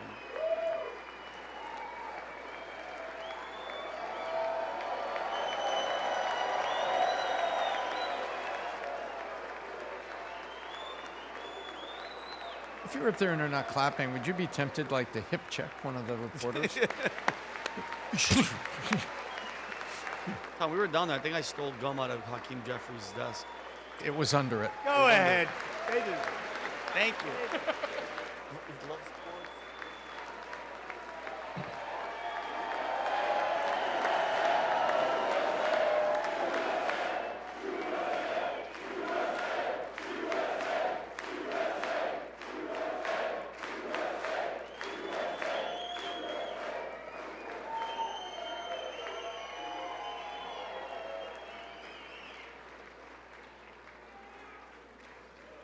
That's the first time I've ever seen them get up. And actually, not all of them did get up. But they beat a fantastic Canadian team in overtime, as everybody saw, as did the American women who will soon be coming to the White House. Good. All right, they're going to come. Good. Yeah. Good. They were busy.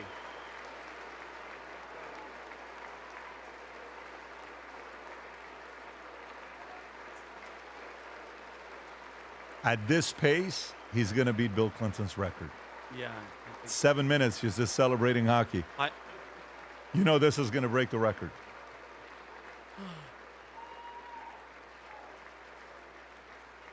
We're the curling. Did we win curling? They were in the Oval We Office lost? before.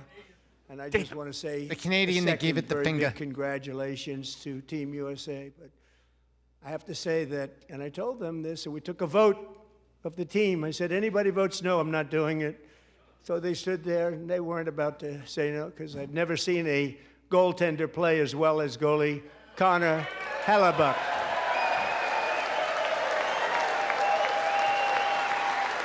You're the man.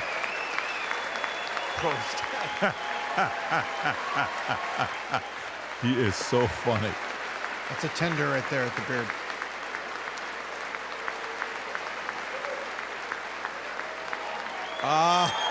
You see that? Yeah. Kiss the Kiss medal. gold.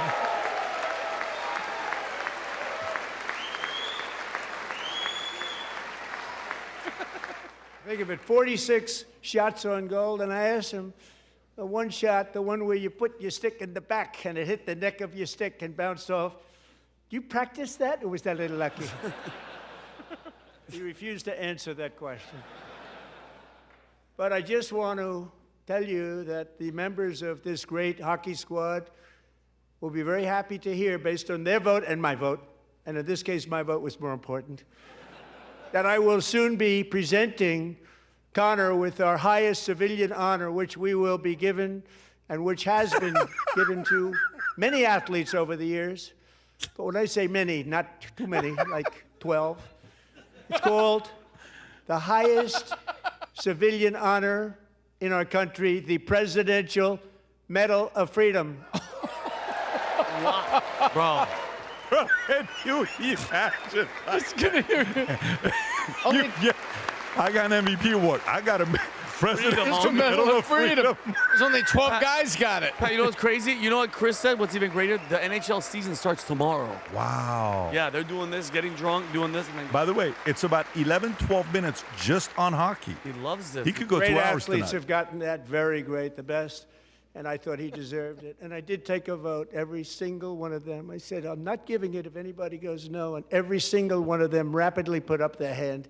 So I want to thank you. What a special job you did. What special champions you are. Thank you very much. 15 minutes on the hockey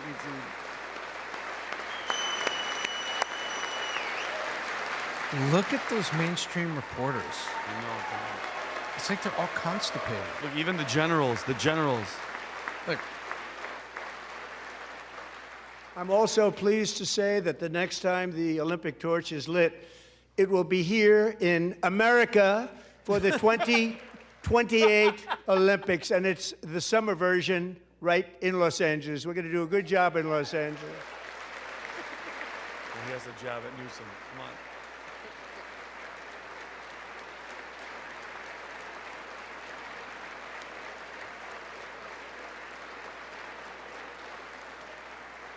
And Los Angeles is going to be safe, just like Washington, D.C. is now one of the safest cities in the country.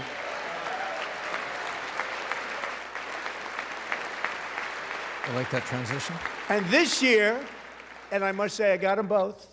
I got them in my first term, and I was disappointed because I didn't think I'd be the president when this happened. But strange things took place. And now I've got them because I got the Olympics and I got the 2026 FIFA World Cup. And I wanted to claim the 250th, but I didn't get away with that one. I couldn't claim that one for myself. But we're getting the World Cup, so we have the World Cup and the Olympics coming, and that is exciting news.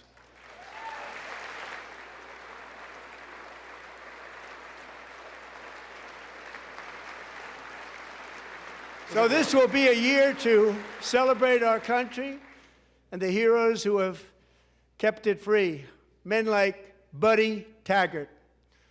At age 17, Buddy volunteered to defend America in World War II, serving in the Pacific under the great General Douglas MacArthur. He fought bravely in the famous Battle of Manila, worked so hard. He was badly wounded and almost killed by enemy machine guns in Luzon. And 81 years ago this month, he liberated the largest internment camp in the Philippines, one of the largest anywhere in the world.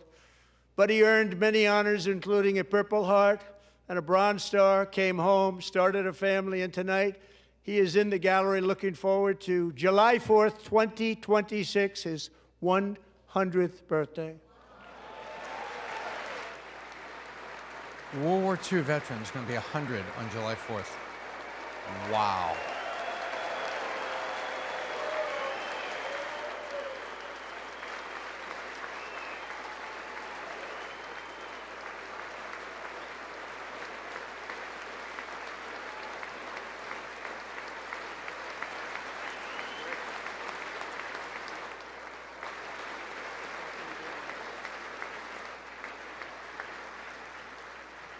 So, Buddy, you're a brave man, and we salute you.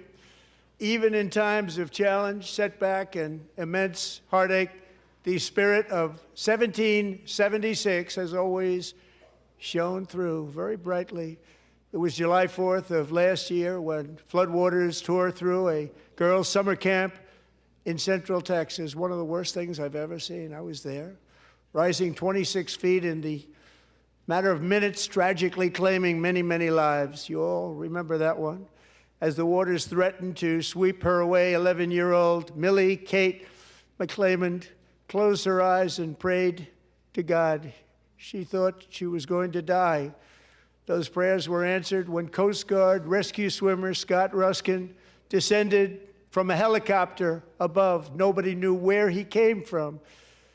It was Scott's first ever rescue mission, a young guy, but very brave, very, very top, always top in his class. And he lifted not just Millie Kate, but 164 others to safety.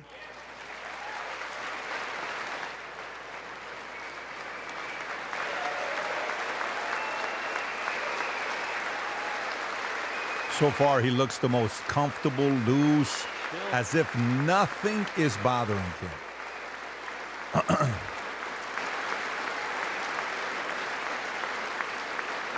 Wat weg daar voorarm Robert Judah, dat kan ook weer. Oh my God. Arm wrestling. Yeah. People watched Scott from a distance, and they couldn't believe what they were seeing. The winds were blowing, the rain was pouring, everything was going, and that rapid water, nobody's ever seen anything like it. They said, wow, that's something. Tonight, Scott and Millie Kate are here together, reunited for the very first time. Thank you, Scott, Millie Kate.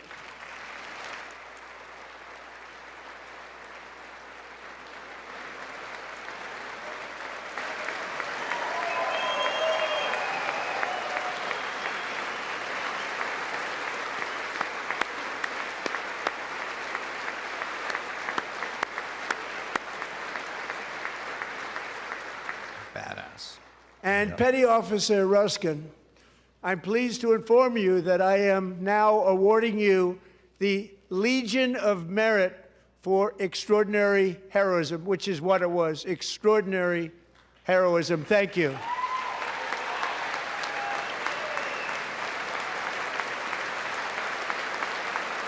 Wow.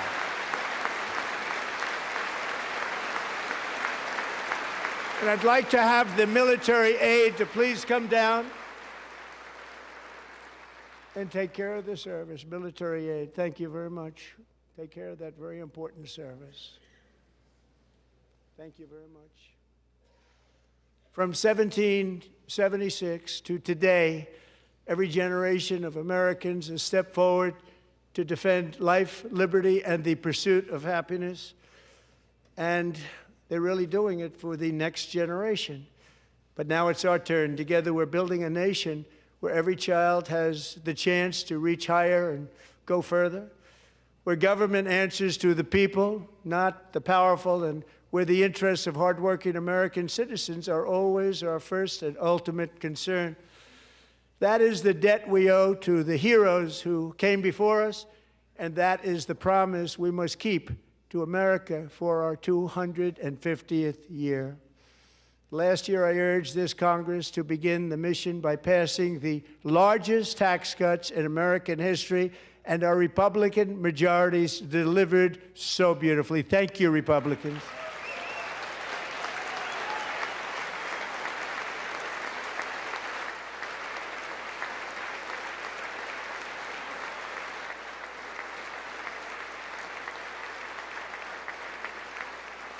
All Democrats, every single one of them, voted against these really important and very necessary massive tax cuts. Boom.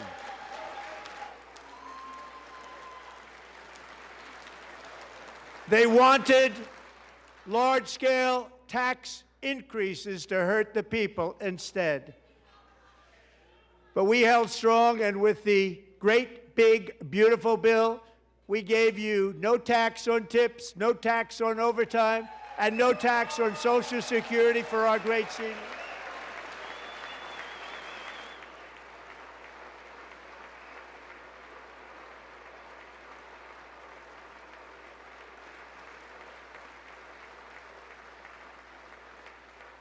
And we also made interest on auto loans tax deductible the first time, but only if the car is made in America. Oh, I love that mean mug.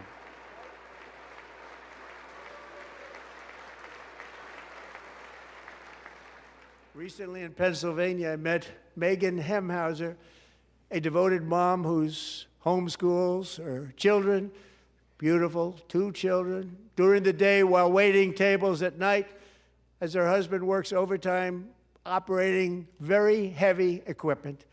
Megan is here this evening, and she's happy to tell you that she is so much richer because with no tax on tips, no tax on overtime, and our expanded child tax credit done again by Republicans, Megan and her husband will take home more than $5,000 extra just for the year, cutting her tax bill in more than half.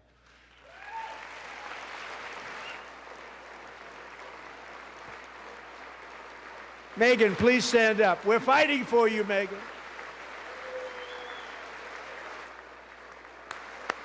Thank you, Megan. Thank you, Megan. We're fighting for you, Megan.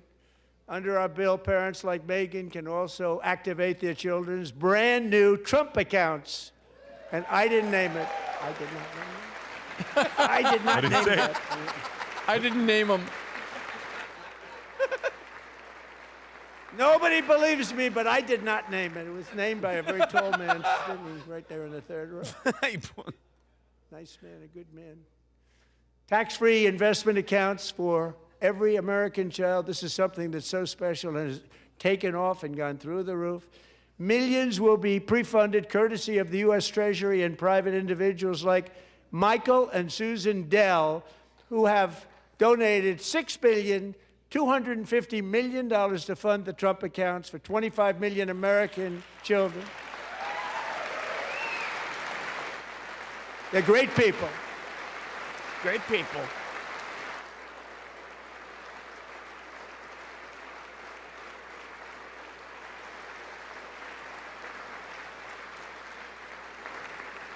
You know, I asked Michael Dell, how do you make all that money? He said, well, I just sat on my dorm in school, and I made computers, and I'd sell them to people.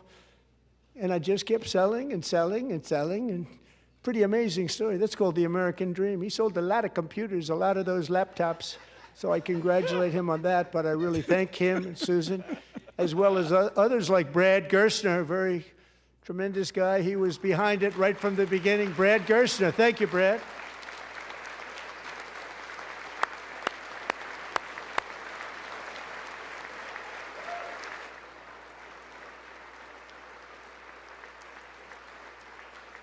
So with modest additional contributions, these young people's accounts could grow to over $100,000 or more by the time they turn 18. Think of it. How much money is that for somebody that started with nothing?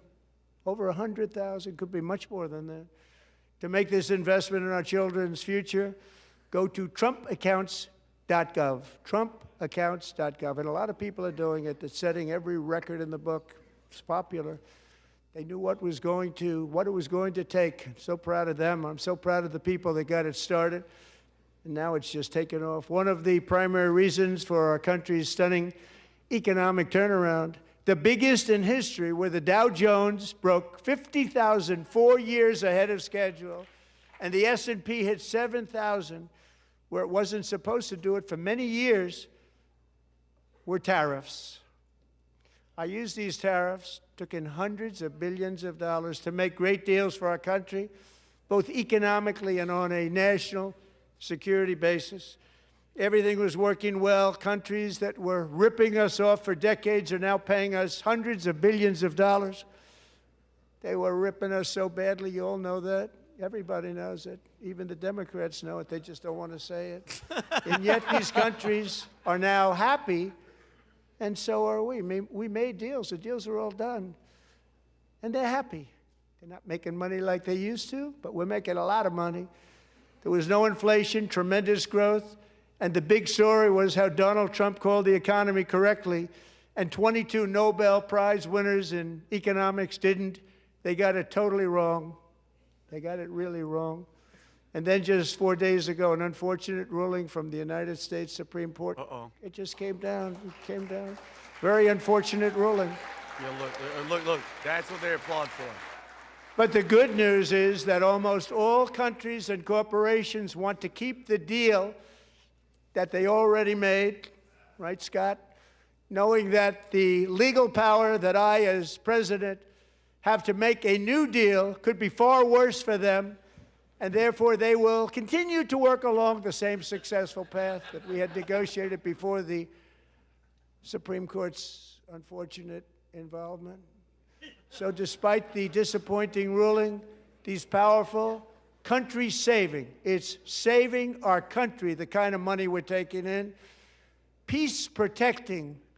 Many of the wars I settled was because of the threat of tariffs. I wouldn't have been able to settle them without. Will remain in place under fully approved and tested alternative legal statutes. And they have been tested for a long time. They're a little more complex, but they're actually probably better, leading to a solution that will be even stronger than before.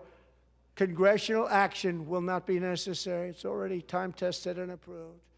And as time goes by, I believe the tariffs paid for by foreign countries will, like in the past, substantially replace the modern-day system of income tax, taking a great financial burden off the people that I love. Whoa.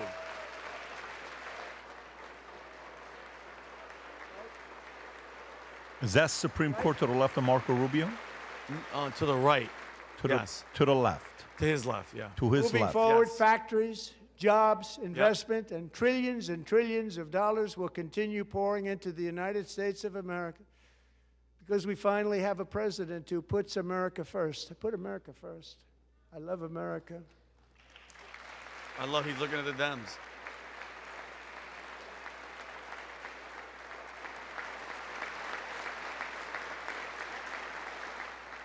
For decades before I came along, we had the exact opposite. From trade to healthcare, from energy to immigration, everything was stolen and rigged in order to drain the wealth out of the productive, hardworking people who make our country great, who make our country run. Under Biden and his corrupt partners in Congress and beyond, it reached a breaking point with the Green New scam, open borders for everyone. They poured in by the millions and millions from prisons, from mental institutions. They were murderers, 11,888 murders. They came into our country. You allowed that to happen. Ooh. And record-setting inflation that cost the typical family $34,000 in just a speck of time. Now the same people in this chamber who voted for those disasters suddenly used the word affordability, a word. They just used it. Somebody gave it to them, knowing full well that they caused and created the increased prices that all of our citizens had to endure. You caused that problem. You caused that problem. I love it.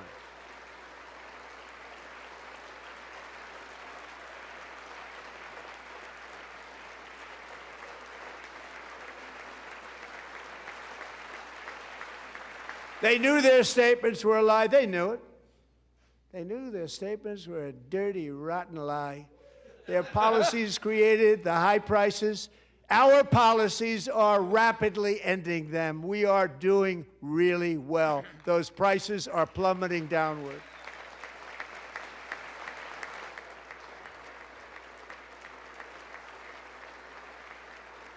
The price of eggs is down 60%, Madam Secretary, thank you. The cost of chicken, butter, fruit, hotels, automobiles, rent is lower today than when I took office by a lot. And even beef, which was very high, is starting to come down significantly. Just hold on a little while, we're getting it down. And soon you will see numbers that few people would think were possible to achieve just a short time ago. Nobody can believe when they see the kind of numbers, and especially energy, when they see energy going down to numbers like that, they cannot believe it. It's like another big tax cut. I'm also confronting one of the biggest ripoffs of our times, the crushing cost of health care caused by you. Since the passage of the Unaffordable Care Act, sometimes referred to as Obamacare, big insurance companies have gotten rich. It was meant for the insurance companies, not for the people. With our government giving them hundreds and hundreds of billions of dollars a year as their stock prices soared 1,000, 1,200, 1,400, and even 1,700%, like nothing else. That's why I introduced the great health care plan. I want to stop all payments to big insurance companies and instead give that money directly to the people so they can buy their own health care, which will be better health care at a much lower cost. By the way, online is saying the mic, you see how it pops the audio? That's the mic issue. They're saying there's something going on with the mic. Somebody's messing with it? They're saying that. In addition, my plan requires maximum price transparency. That's a big deal. Sounds so simple, so big. And I did that in my first term, and the Democrats immediately terminated it with full knowledge that they were doing a very bad thing for the people. Of course, we're going to go way up, and that's what happened, and now I'm bringing them way down on health care and everything else. I'm also ending the wildly inflated cost of prescription drugs like has never happened before.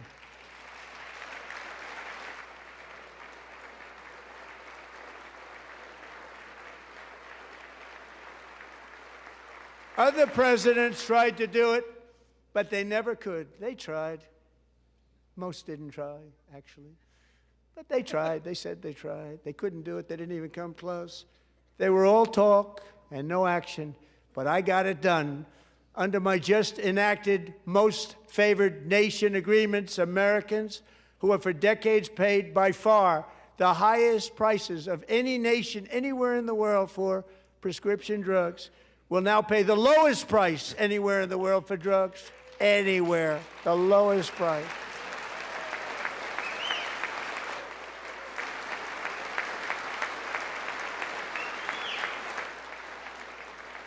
So in my first year of the second term, should be my third term, but strange things happen. I took prescription drugs, a very big part of healthcare, from the highest price in the entire world to the lowest. That's a big achievement. The result is price differences of 300, 400, 500, 600% and more, all available right now at a new website called TrumpRx.gov. And I didn't name that one either, by the way.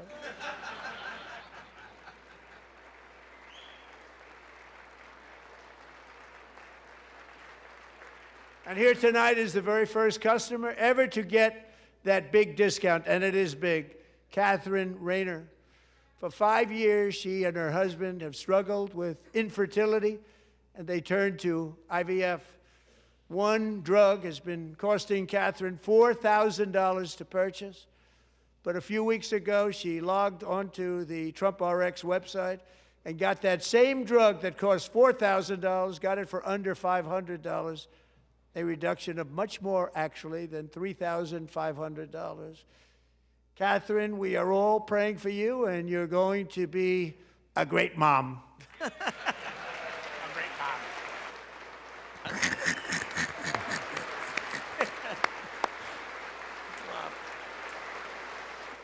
Catherine. She can't even keep a straight face. She wants to. This man's a comedian.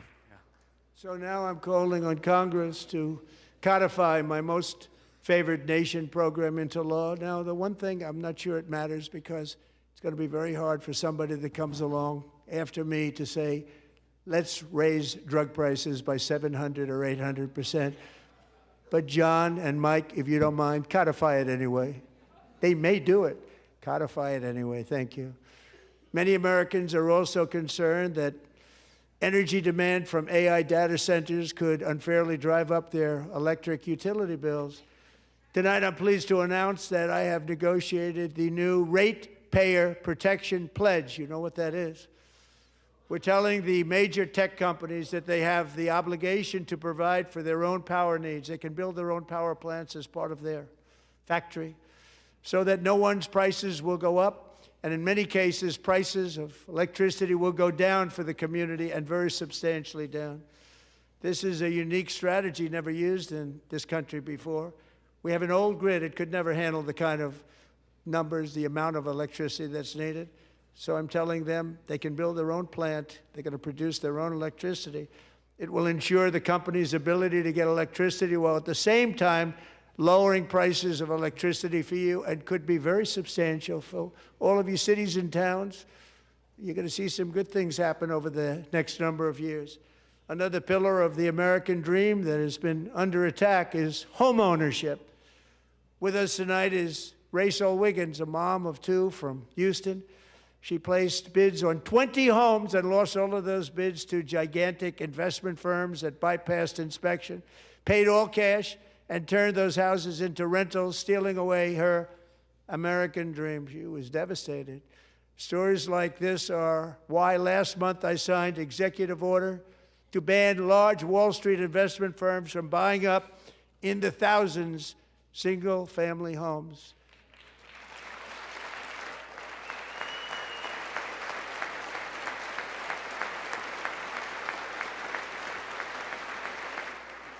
And now I'm asking Congress to make that ban permanent, because homes for people, really, that's what we want. We want homes for people, not for corporations. Corporations are doing just fine. Raysel, thank you very much. Good luck with your home. You'll get one soon.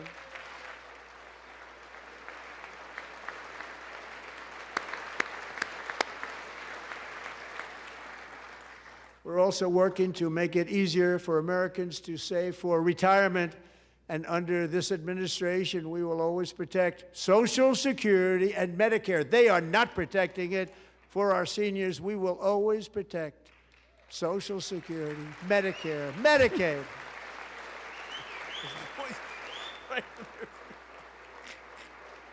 Since I took office, the typical 401k balance is up by at least $30,000. That's a lot of money. We have millions and millions of people, because the stock market has done so well, setting all those records. Your 401ks are way up. Yet half of all of working Americans still do not have access to a retirement plan with matching contributions from an employer. To remedy this gross disparity, I'm announcing that next year my administration will give these often forgotten American workers, great people, the people that built our country, access to the same type of retirement plan offered to every federal worker. We will match your contribution with up to $1,000 each year. As we ensure that all Americans can profit from a rising stock market, let's also ensure that members of Congress cannot corruptly profit from using insider information.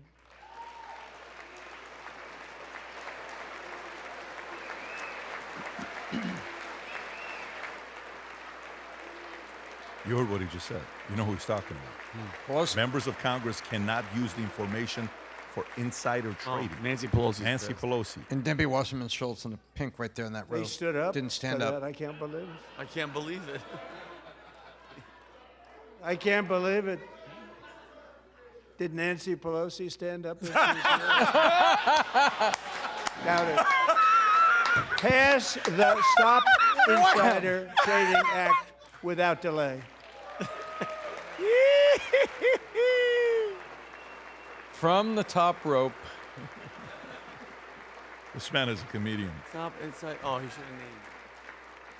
I wasn't sure if anybody even on this side was going to applaud for that. I'm very impressed. Thank you. I'm very impressed. But when it comes to the corruption that is plundering, it's plundering America. There's been no more stunning example than Minnesota, where members of the Somali community have pillaged an estimated $19 billion from the American taxpayer. Oh, we have all the information. And in actuality, the number is much higher than that. And California, Massachusetts, Maine, and many other states are even worse. This is the kind of corruption that shreds the fabric of a nation. You hear it? We are On working purpose. on it like you On wouldn't purpose. believe. So tonight, although started 4 months ago, I am officially announcing the war on fraud to be led by our great Vice Nick Shirley President is coming J.D. up. Vance. He's about to get a shout out right now. Can you imagine if he does that? You know, he just bypassed. Huh? He just said Vance will lead the charge on these. Of what? Of the Of the fraud in exposure of Minnesota. fraud. Well, But he who's has gonna- to Yeah, he has to. because Vance needs a victory. Rubio's been winning nonstop. He's We'll on the get street. it done. Find enough of that Put that fraud. into the audio, would We you? will actually have a balanced budget overnight. It'll go very quickly. That's the kind of money you're talking about. We'll balance our budget. The Somali pirates who ransacked Minnesota remind us that there are large Yeah, they're parts lowering the of the mic. world Look. and lawlessness are the norm, not the It's exception. not, it's not us. Importing these And it's not cultures the- through it's Elon unrestricted Omar in the back. immigration and open borders brings us problems right See here that? to the USA. And it is the American people who pay the price in higher medical bills, car insurance rates, rent, taxes, and perhaps most importantly, crime. We will take care of this problem. We're going to take care of this problem. We are not playing games. Delilah. Yeah, there's no way that's not on purpose. No, somebody's doing it on purpose. Delilah Coleman was only 5 years old in June 2024 when a 18-wheel tractor trailer plowed into her stopped car traveling at 60 miles an hour or more. The driver was an illegal alien let in by Joe Biden and given a commercial driver's license by open borders politicians in California. Doctors said Delilah would never be able to walk or talk, have a good life. She wouldn't even be able to eat again. But against all odds, she is now in the first grade learning to walk. And she's here this evening with her dad, Marcus, a fantastic man. Delilah, please, you are a great inspiration. Please stand up.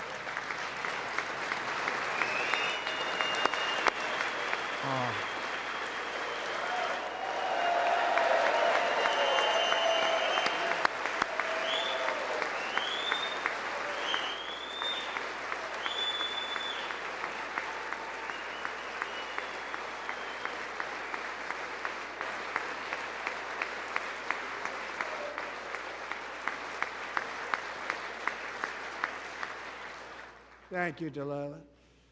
Many, if not most, illegal aliens do not speak English and cannot read even the most basic road signs as to direction, speed, danger, or location.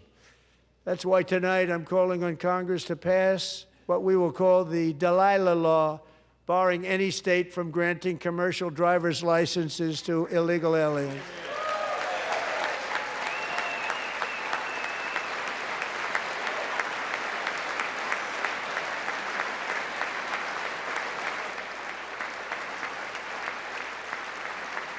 And yesterday, as you probably saw at the White House, I hosted a ceremony with Americans who lost their treasured loved ones to the scourge of illegal immigration. People came into our country, how we allowed this to happen with our open borders. These are the angel moms and families that for decades our government betrayed and our media totally ignored. It was terrible. Hard to believe, actually. In 2023, a 16-year-old high school cheerleader named Elizabeth Medina was supposed to perform in her town's Christmas parade, but she never arrived. Her mother, Jacqueline, went home to look for her, and she found her lying dead in a bathtub, bleeding profusely after being stabbed 25 times. Okay. Elizabeth's killer was a previously arrested illegal alien who had broken in and brutally extinguished the brightest light in her family's life, violently and viciously.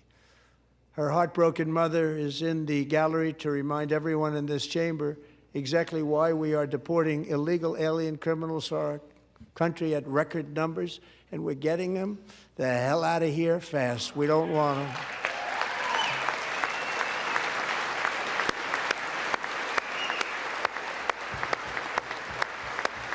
Rob, what's timeline right now? 60 minutes? Is that the exact time of him starting?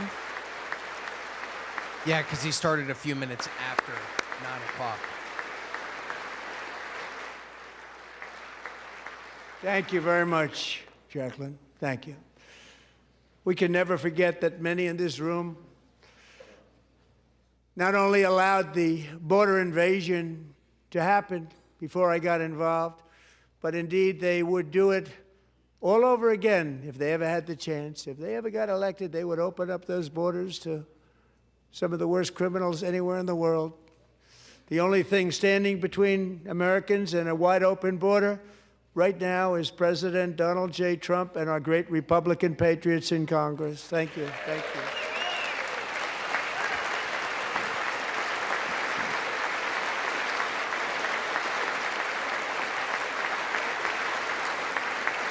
As we speak, Democrats in this chamber have cut off all funding for the Department of Homeland Security. It's all cut off.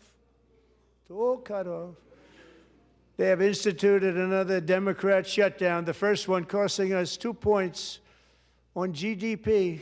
2 points we lost on GDP, which probably made them quite happy, actually. Now they have closed the agency responsible for protecting Americans from terrorists and murderers. Tonight I'm demanding the full and immediate restoration of all funding for the border security, homeland security of the United States, and also for helping people clean up their snow. We have no money because of the Democrats, and it would be nice, we'd love to give you a hand at cleaning it up, but you gave no money. Nobody's getting paid. It's a shame. So you have to think about it. We have, in case you didn't know, a pretty large snowstorm out there. One of the great things about the State of the Union is how it gives Americans the chance to see clearly what their representatives really believe.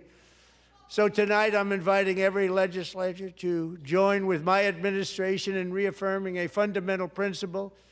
If you agree with this statement, then stand up and show your support. The first duty of the American government is to protect American citizens, not illegal aliens. Just watch. He's going to watch everybody. Look at the right side. Look at the right side. Yeah, they're sitting.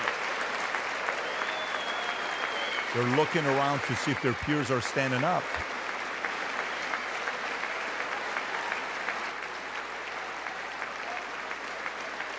Who's the pink shirt to the left? Is she a Republican or a Democrat? Yeah, She's been standing up all night, yeah. It's good exercise.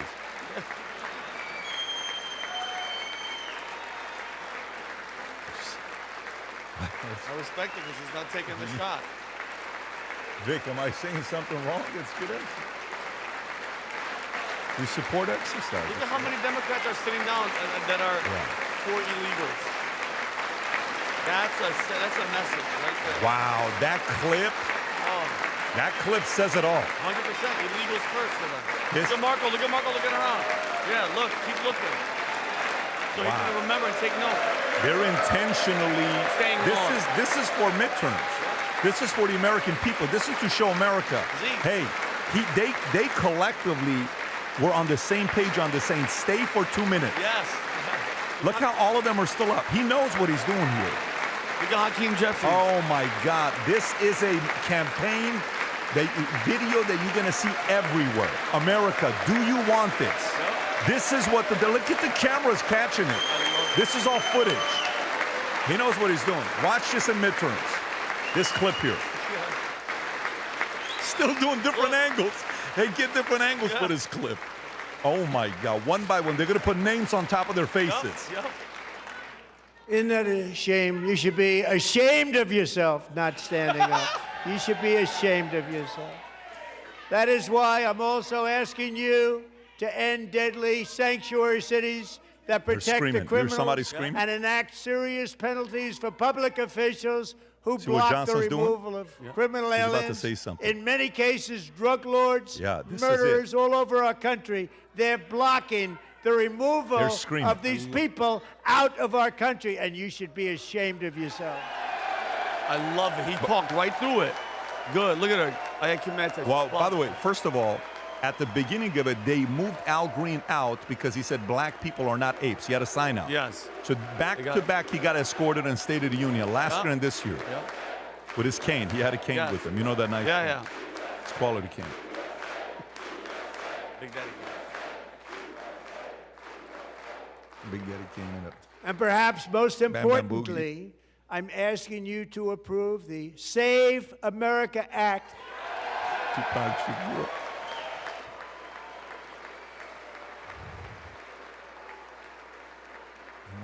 stop illegal aliens and others who are unpermitted persons from voting in our sacred American elections. The cheating is rampant in our elections. It's rampant. It's very simple. All voters must show voter ID. Yes.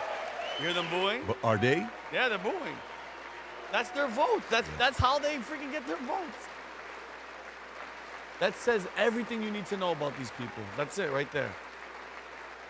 All voters must show proof of citizenship in order to vote. Yep. But married women. And no more crooked mail-in ballots except for illness, disability, military, or travel. None. And this should be an easy one. And by the way, it's polling at 89%, including Democrats. 89%.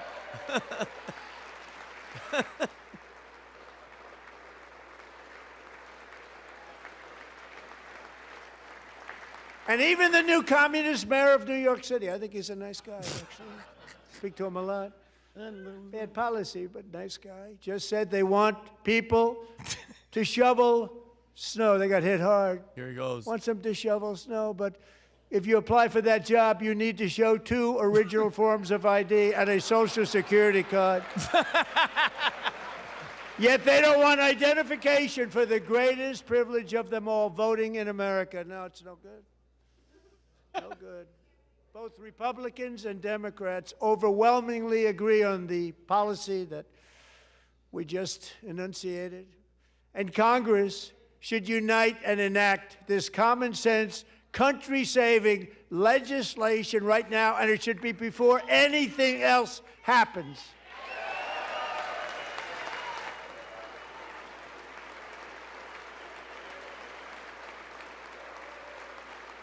Look at that. Who's the Indian guy? Who's the Indian guy at the bottom next to the girl with the white?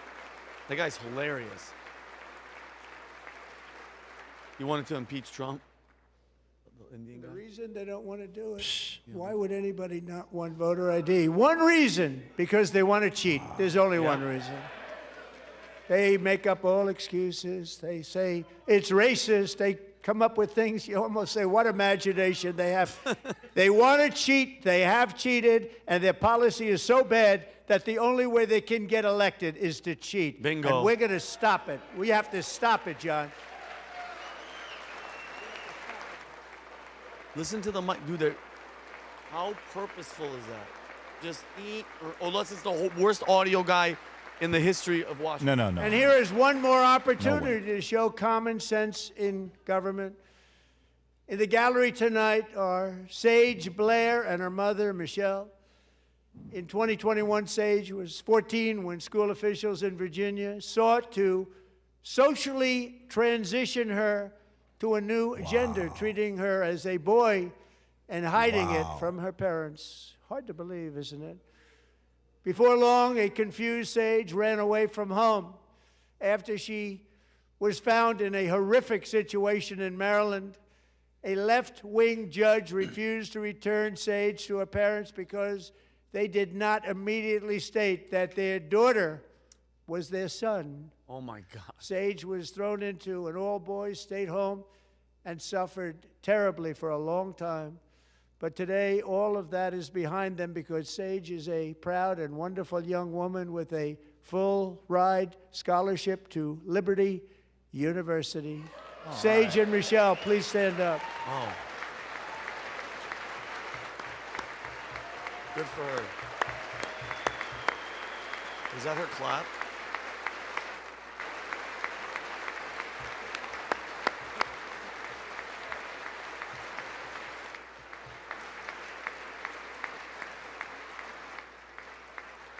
And thank you for your great bravery. And who can believe that we're even speaking about things like this? 15 years ago, if somebody was up here and said that, they'd say, what's wrong with him? But now we have to say it because it's going on all over numerous states without even telling the parents. Jeez. But surely we can all agree no state can be allowed to rip children from their parents' arms and transition them to a new gender against the parents' will. Who would believe that we're even talking about this? We must ban it, and we must ban it immediately.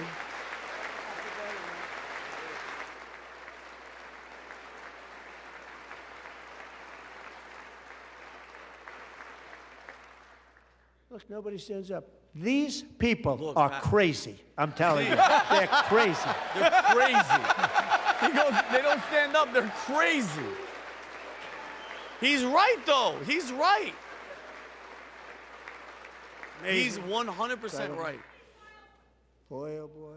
We're lucky we have a country. With people like this, Democrats are destroying our country, but we've stopped it just in the nick of time, didn't we? Yes, yes. Good, good.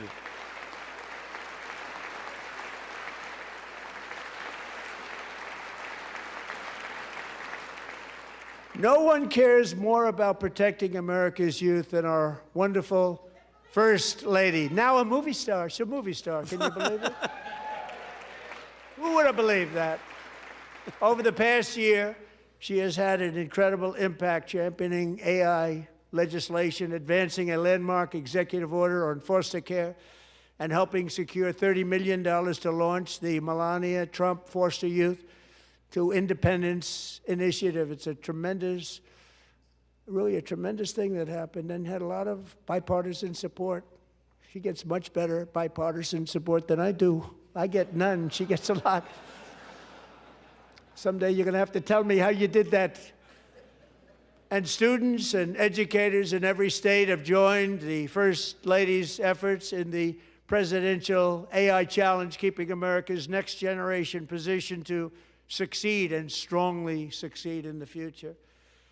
Tonight, we welcome two young people whose lives reflect the First Lady's impact, Sierra Burns and Everest Nevermont. Thank you both, and Melania, thank you. I know how hard you worked on it. Thank you very much.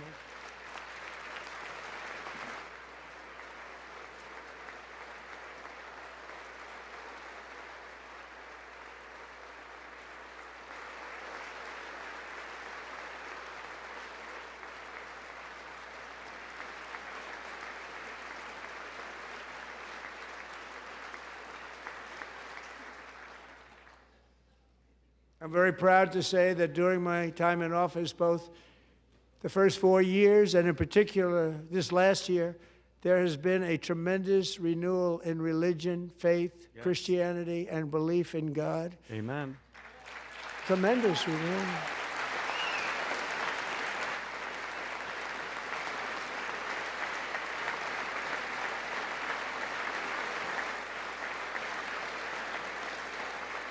This is especially true among young people, and a big part of that had to do with my great friend, Charlie Kirk, a great guy, great man.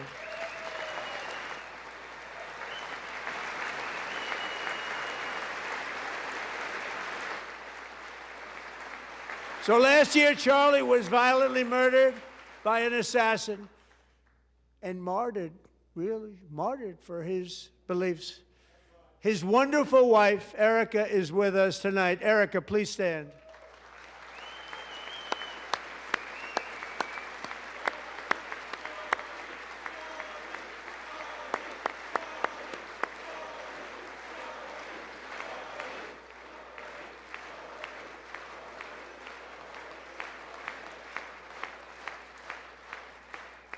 Thank you, Erica. Been through a lot.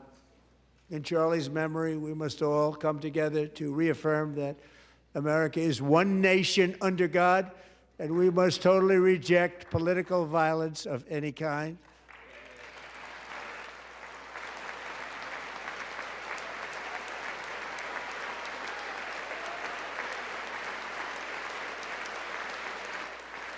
We love religion, and we love bringing it back, and it's coming back at levels that nobody actually thought possible. It's really a beautiful thing to see. Above all, unleashing America's promise requires keeping our communities safe. We have made incredible strides, yet dangerous repeat offenders continue to be released by pro-crime Democrat politicians again and again. We are honored to be joined tonight by a woman who's been through hell, Anya Zuretska.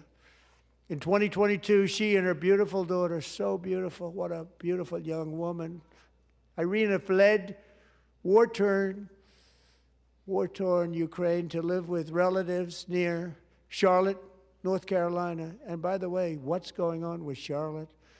Last summer, 23-year-old Irina was riding home on the train when a deranged monster who had been arrested over a dozen times and was released through no cash bail, stood up and viciously slashed a knife through her neck and body. No one will ever forget. There were people on that train. No one will ever forget the expression of terror on Irina's face as she looked up at her attacker in the last seconds of her life. She died instantly. She had escaped a brutal war only to be slain by a hardened criminal, set free to kill in America, came in through open borders. Mrs. Zaretsky, tonight I promise you we will ensure justice for your magnificent daughter, Irina.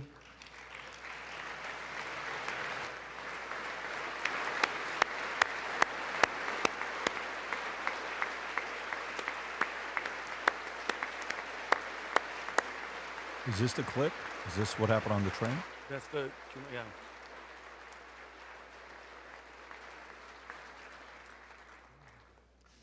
How do you not stand? How do you not stand? I'm asking this Congress to pass tough legislation to ensure that violent and dangerous repeat offenders are put behind bars, and importantly, that they stay there.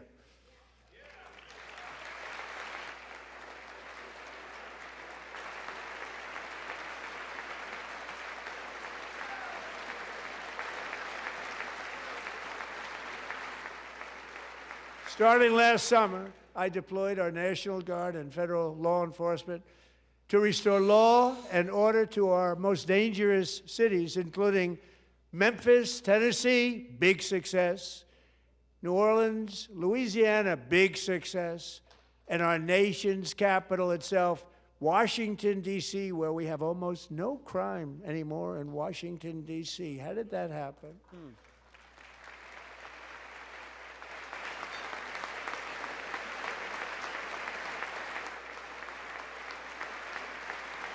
In fact, crime in Washington is now at the lowest level ever recorded, and murders in D.C. this January were down close to 100% from a year ago.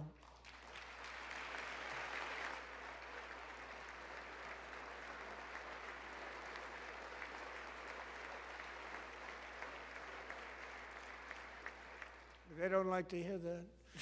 One of sick people, one of the brave service members who helped achieve this stunning turnaround was 20-year-old West Virginia Army National Guard Specialist Sarah Beckstrom. After a 4-month deployment, she voluntarily extended her service, and her rank was going to be lifted. She was doing so well. They were so proud of her. But the very next day, she was on patrol near the White House when she was ambushed and shot in the head by a terrorist monster from Afghanistan. Shouldn't have been in our country. And all because she wore the uniform of our nation, she was shot. He traveled here because he didn't like people wearing our uniform. He was sick and deranged, shouldn't have been in our country. Sarah Beckstrom died in order to defend our capital, and we are honored to be joined by her wonderful parents, Gary and Evalie. Your daughter was a true American patriot, and she will be greatly missed. She was a great person. I saw reports on her. They've never seen anything like it.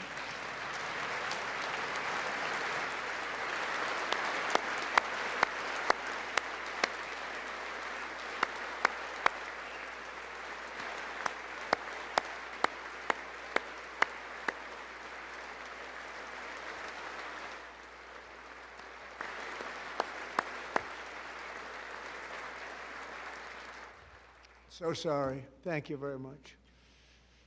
She's a great young lady. I saw reports that were like, perfect. She was perfect. Serving alongside Sarah that day was Staff Sergeant Andrew Wolf. The terrorist shot Andrew in the head, and no one thought he could possibly make it.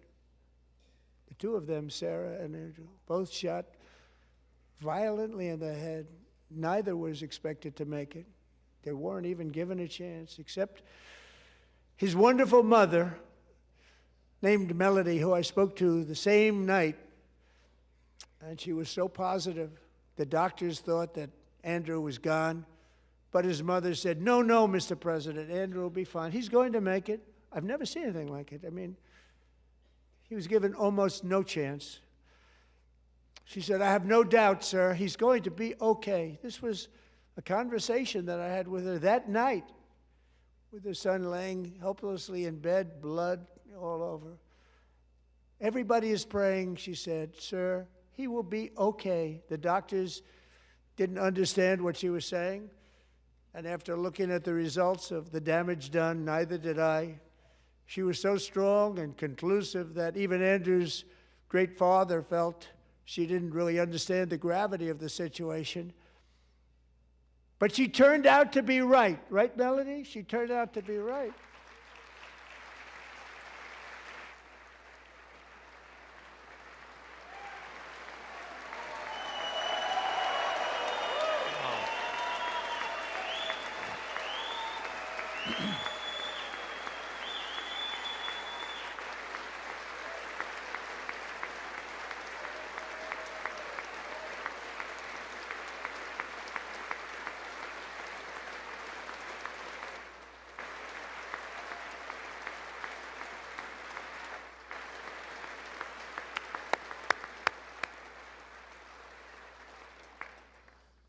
Amazing, actually.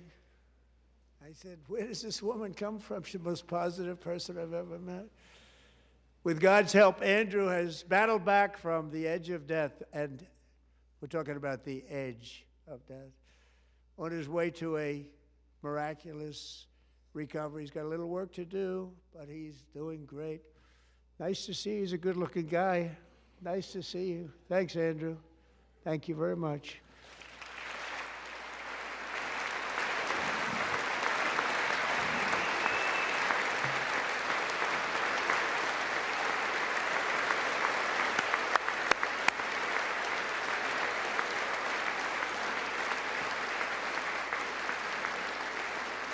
So, Andrew, while you're up, now I'm going to ask a highly respected General James Seward to present Staff Sergeant Andrew Wolf and the great family of Sarah Beckstrom with the award created by our late, great President George Washington himself. It's called the Purple Heart. Wow.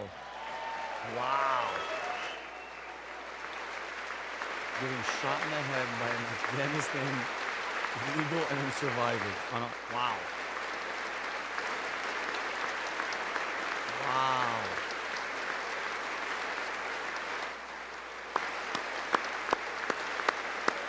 Inshallah. Good for him.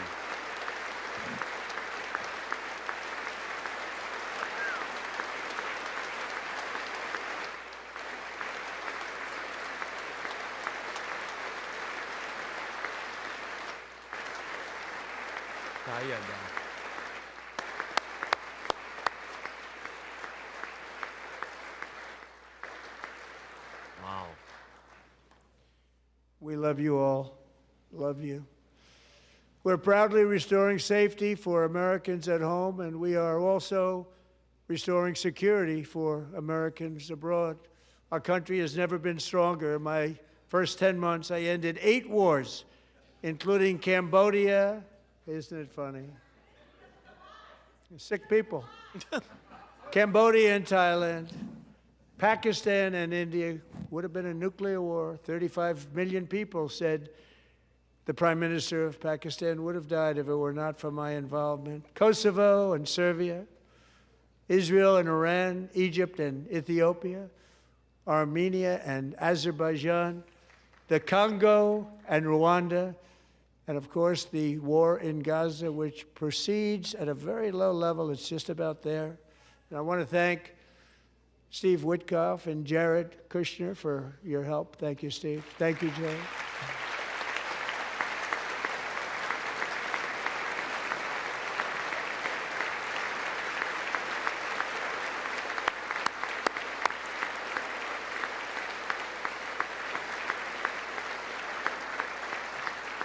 And I also want to thank the man they report to, Secretary of State Marco Rubio. Thank you, Marco.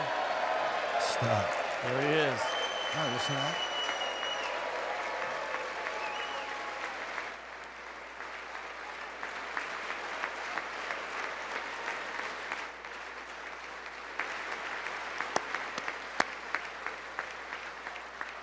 People like you.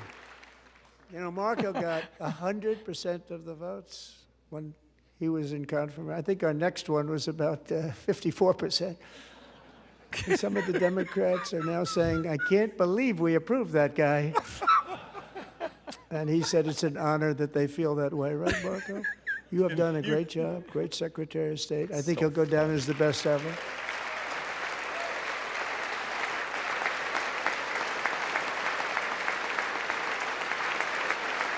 By the way, under the ceasefire I negotiated, every single hostage, both living and dead, has been returned home. Can you believe that?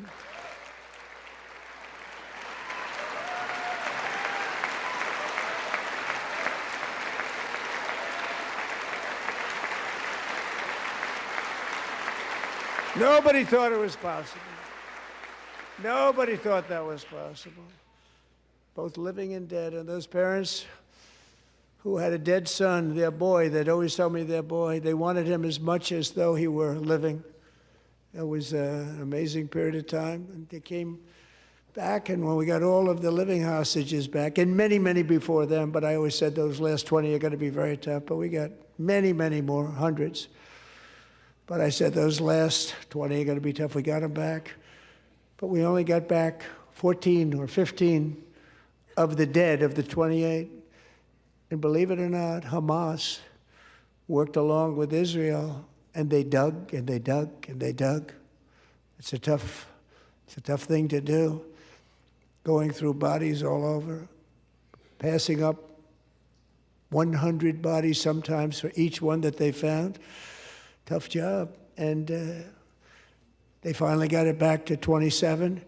And then Steve and Jared, they got it back to 28. They found all 28. Nobody thought that was possible, but we did it. And I remember the family of the 28th. They were so grieved, but they were so happy as it's possible to be. They had their boy back. The mother said, "Sir, we have our boy back." What a period of time that was, but we got them all back. So thank you both very much. Great job.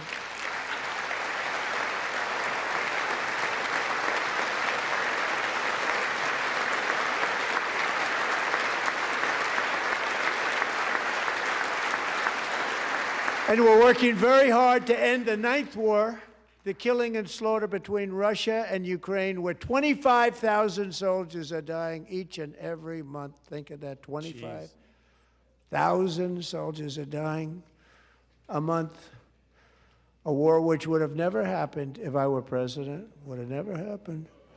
As president, I will make peace wherever I can, but I will never hesitate to confront threats to America wherever we must. That's why in a breakthrough operation last June, the United States military obliterated Iran's nuclear weapons program with an attack on Iranian soil known as Operation Midnight Hammer.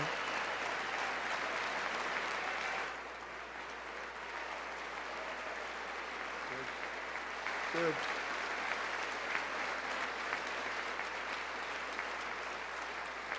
For decades, it had been the policy of the United States never to allow Iran to obtain a nuclear weapon. Many decades. Since they seized control of that proud nation 47 years ago, the regime and its murderous proxies have spread nothing but terrorism and death and hate.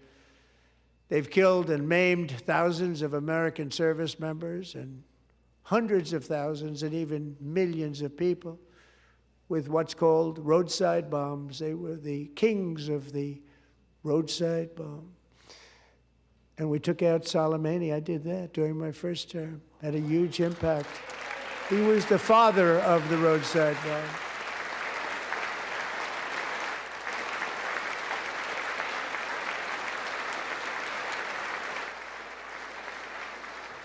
And just over the last couple of months with the protests, they've killed at least, it looks like, 32,000 protesters. 32,000 protesters in their own country. They shot them and hung them. We stopped them from hanging a lot of them with the threat of serious violence. But this is some terrible people.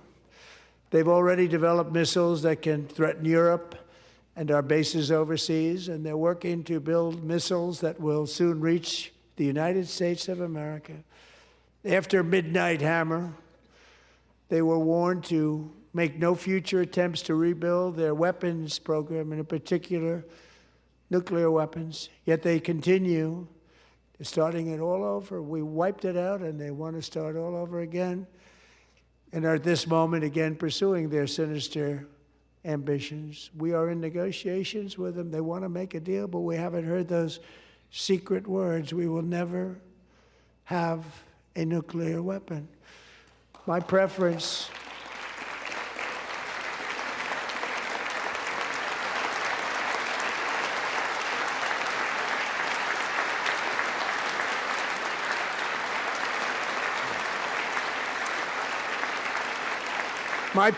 is to solve this problem through diplomacy. But one thing is certain, I will never allow the world's #1 sponsor of terror, which they are by far, to have a nuclear weapon. Can't let that happen.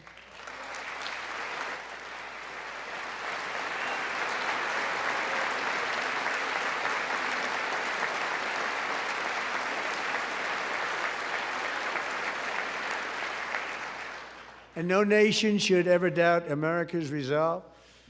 We have the most powerful military on earth. I rebuilt the military in my first term. We're going to continue to do so.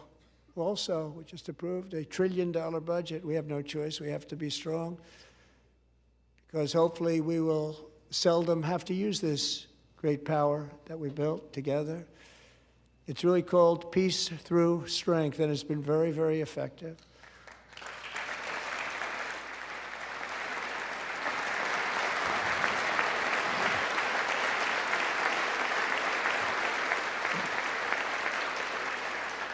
So thanks to Republicans in Congress, we're investing that record number of dollars, have no choice, in the United States Armed Forces. Also creating a lot of jobs, but we're not even doing it for that reason. Because as I said, we have more jobs, more people working today than ever before in the history of our country. And NATO countries are friends and allies. They are. They're our friends and they're our allies. Have just agreed, at my very strong request, to pay 5% of GDP for military defense rather than the 2%, which they weren't paying. We were paying for almost all of NATO. Now they're paying 5 as opposed to not paying 2.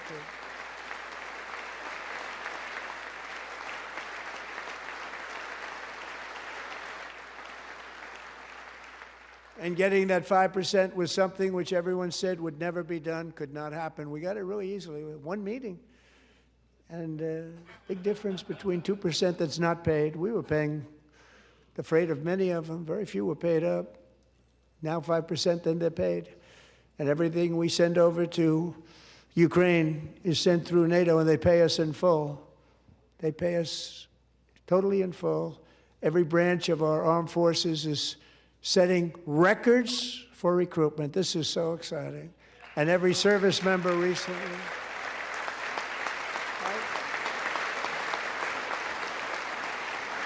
He doesn't look like he's coming to an end. No. 3 more minutes, it's the new record. 3 minutes? 3 minutes. And every service member recently received a warrior dividend of $1,776.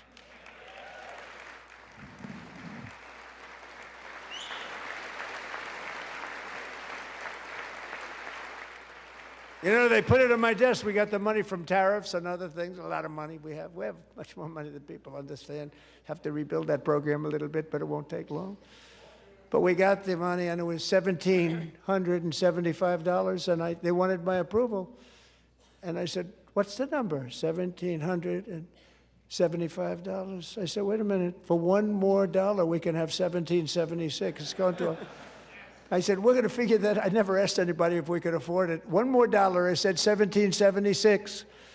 And I said, that's good. And I'll tell you what, our military, that was 4 months ago, our military, I never see a person in the military that doesn't thank me for it. So we're honored to do it. They deserve it. And we call it 1776. It was great. And we love our military. We love our law enforcement. We love our firemen. You know, the firemen don't get mentioned enough. We love our firemen. We're also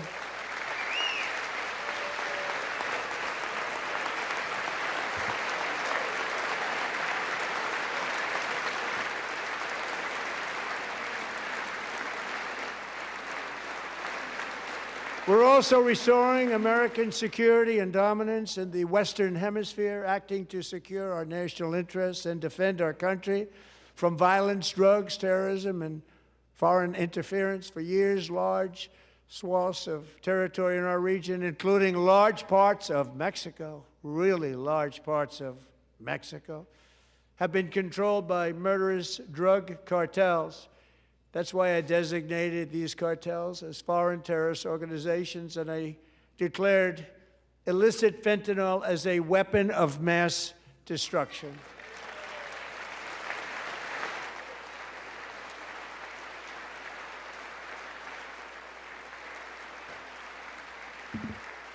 And with our new military campaign, we have stopped record amounts of drugs coming into our country and virtually stopped it completely coming in by water or sea. You probably noticed that.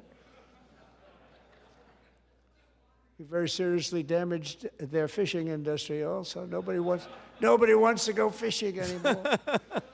We've also taken down one of the most sinister cartel kingpins of all. You saw that yesterday. In January. Did he say we? We. Oui. Say, Yes, he did. different we. Oui. All right. So, There you have it. I don't know if that was a... In January, elite American warriors carried out one of the most complex, spectacular feats of military competence and power in world history. No one's seen anything like it. Foreign leaders, I won't tell you who, called me and they said, very impressive, very good. They couldn't believe, they all watched. They saw what happened. This is a different fighting force that we had years ago when we fought to tie. You know, it's a great fighting force. I'm so proud of it. Look at Space Force. Space Force is my baby, because we did that. My baby is becoming so important.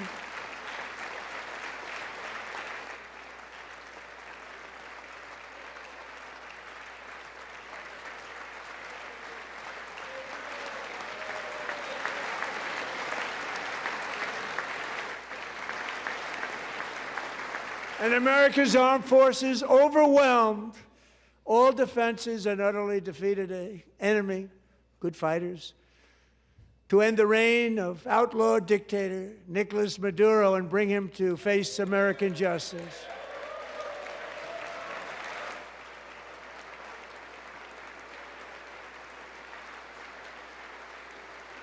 And this was an absolutely colossal victory for the security of the United States, and it also opens up a bright new beginning for the people of Venezuela. We're working closely with the new president of Venezuela, Delcy Rodriguez, to unleash extraordinary economic gains for both of our countries and to bring new hope to those who have suffered so terribly. They really did suffer. With us tonight is Alejandro Gonzalez. She grew up in a tight-knit Venezuelan family and was especially close to her beloved uncle Enrique. But after Enrique ran for office and opposed Maduro, he was kidnapped by Maduro's security forces and thrown into the regime's really infamous prison in Caracas. Alejandro feared she would never see her uncle again. She feared for her own life also. But since the raid, we have worked with the new leadership, and they have ordered the closure of that vile prison and released hundreds of political prisoners already, with more to come. Alejandro, I'm pleased to inform you that not only has your uncle been released, but he is here tonight. We brought him over to celebrate his freedom with you in person. Enrique, please come down.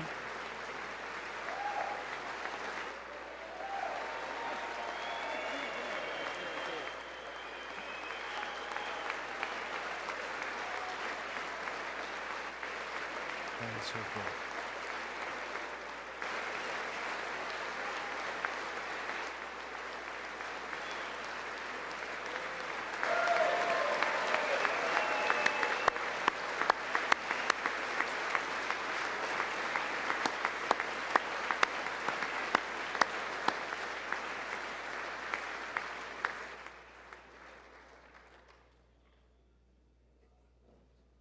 Thank you, Enrique. Have a good time.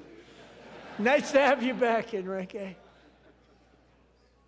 There were many heroes on that January raid to capture Maduro, really great heroes. It was very dangerous. They knew we were coming. They were all set.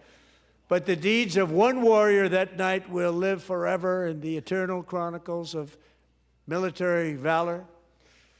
Chief Warrant Officer 5, Eric Slover, planned the mission and was the flight lead in the cockpit of the first helicopter, a big, beautiful, powerful helicopter. It was a massive Chinook carrying, as you can imagine, many, many American warfighters. Wearing the dog tags, his wife Amy had blessed with holy water before he left. She knew it was going to be a rough one. Eric steered the Chinook under the cover of night and descended swiftly upon Maduro's heavily protected military fortress. This was a major military installation, protected by thousands of soldiers and guarded by Russian and Chinese military technology. How did that work out? Not too good. While preparing to land, enemy machine guns fired from every angle, and Eric was hit very badly in the leg and hip, one bullet after another. He absorbed 4 agonizing shots, shredding his leg into numerous pieces. And yet, despite the fact that the use of his legs was vital to successful helicopter flight, legs are the most important part of flying a helicopter, to deliver the many commandos who would capture and detain Maduro was the only thing Eric was thinking about. Then, even as he was gushing blood, which was flowing back down the aisle, helicopter lands at a steep angle. The machine gun stood right in front of him. They were right in front of him, 2 machine gunners who escaped the wrath of the previous planes. Eric maneuvered his helicopter with all of those lives and souls to face the enemy and let his gunners eliminate the threat. Turned the helicopter around so the gunners could take care of business, saving the lives of his fellow warriors from what could have been a catastrophic crash deep in enemy territory. Only after safely landing the helicopter with all the warriors aboard in the exact right spot, which was vital to the mission. We probably would have had to maybe cancel the mission if that didn't happen. Eric told his co-pilot, also wounded, but not as gravely, to take over. I'm about ready to pass out. The success of the entire mission and the lives of his fellow warriors hinge on Eric's ability to take the searing pain. It was unbelievable what's happened to his legs of the bullets and keep on flying and landing, and people knew what was happening. Everybody in the back of the helicopter knew because they saw the blood pouring down the aisle. Chief Warrant Officer Slover is still recovering from his serious wounds, but I'm thrilled to say that he is here tonight with his wife Amy, Eric, and Amy, come on in.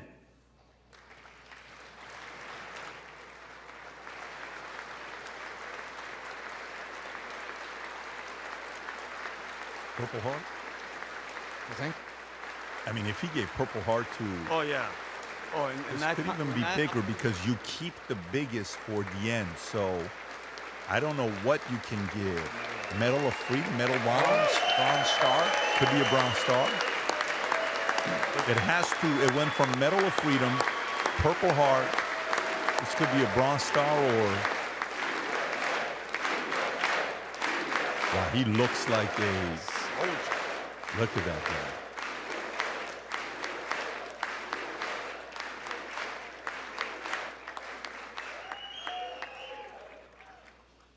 So we have a surprise. Here we go. For Eric and Amy. What will it be? In recognition of Eric's actions above and beyond the call of duty, I would now like to ask General Jonathan Braga to present Chief Warrant Officer Slover It's a Medal of Honor. with our nation's highest military award, the Congressional Medal of Honor. Told you, Medal of Honor. He's keeping it for the end. Wow. Good for you. Wow. Wow. Good for him. Medal of Freedom, Purple Heart, Medal of Honor. Yes. Look at him. I love it. Stud. He took 4. Oh, it shattered his leg. He's on a walker. Dude, that is so sick.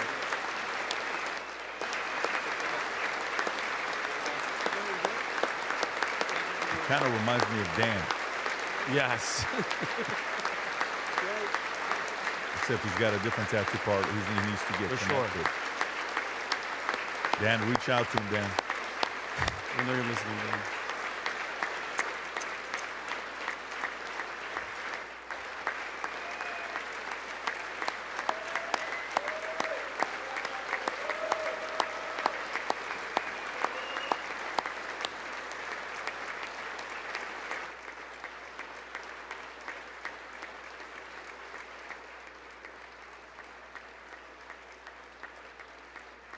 Well, thank you very much, Eric and Amy.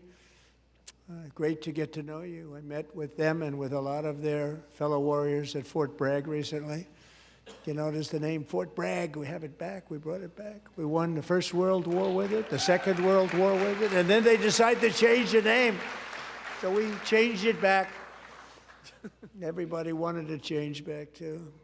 And 10 of Eric's fellow warriors from that incredible night of victory will also be receiving medals at a private ceremony that will soon be held at the White House, and Eric will be there. Thank you.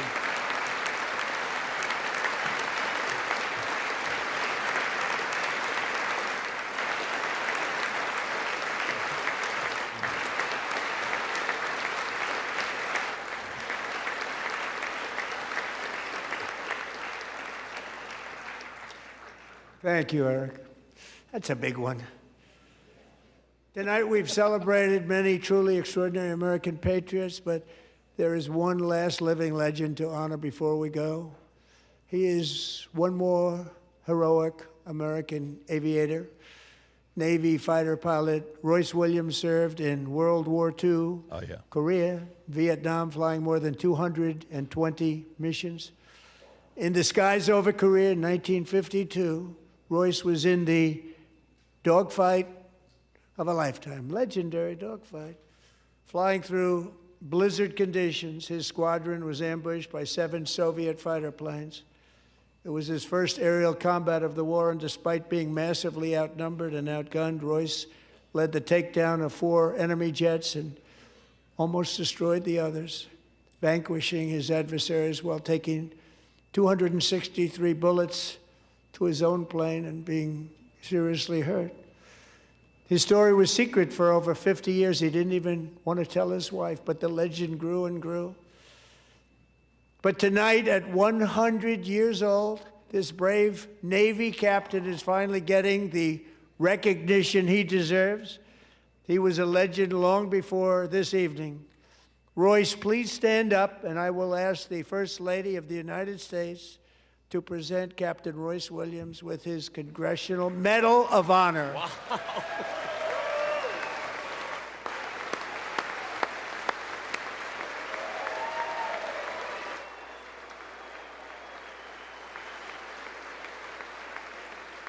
That is so dope.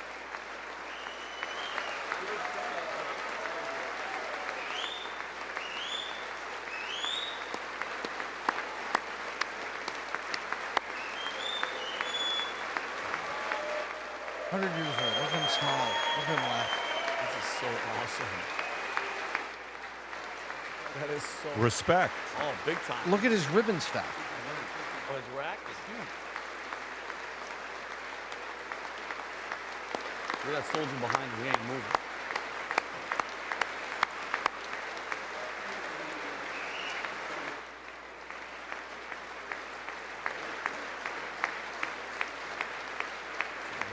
This is a great story.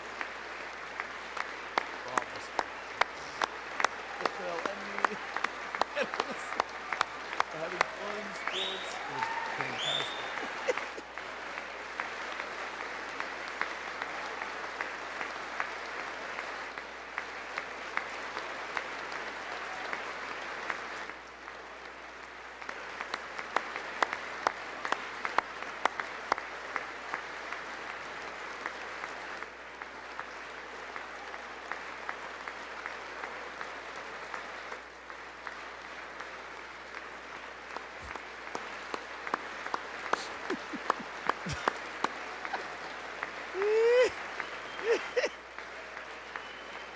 He's my favorite.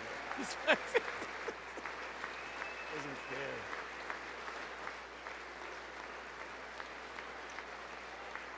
For the people that are watching, that are saying, dude, I got to go to sleep.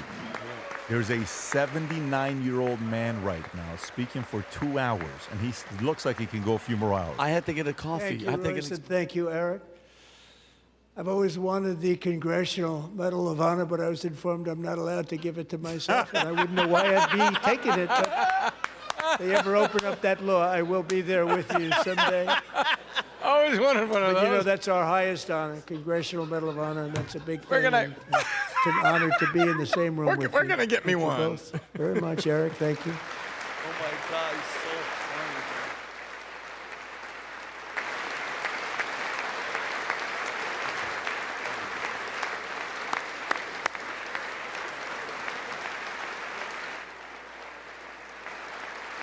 Oh my God. Are they all Thank standing? you. Are they all standing up? They're all. the majority. 250 years is a long time in the life of a nation, but in another sense, it's really a mere moment in the eye of history. Two of the gentlemen we met in the gallery this evening took their first breaths 1 century ago, 100 years before that, on July 4th, 1826, the author of the Declaration of Independence, brilliant, Thomas Jefferson, drew his last breath. Just a single long human lifespan separates the giants who declared and won our independence from the heroes who stand among us tonight. Everything our nation has done, everything we have achieved, has been the work of those few great lifetimes.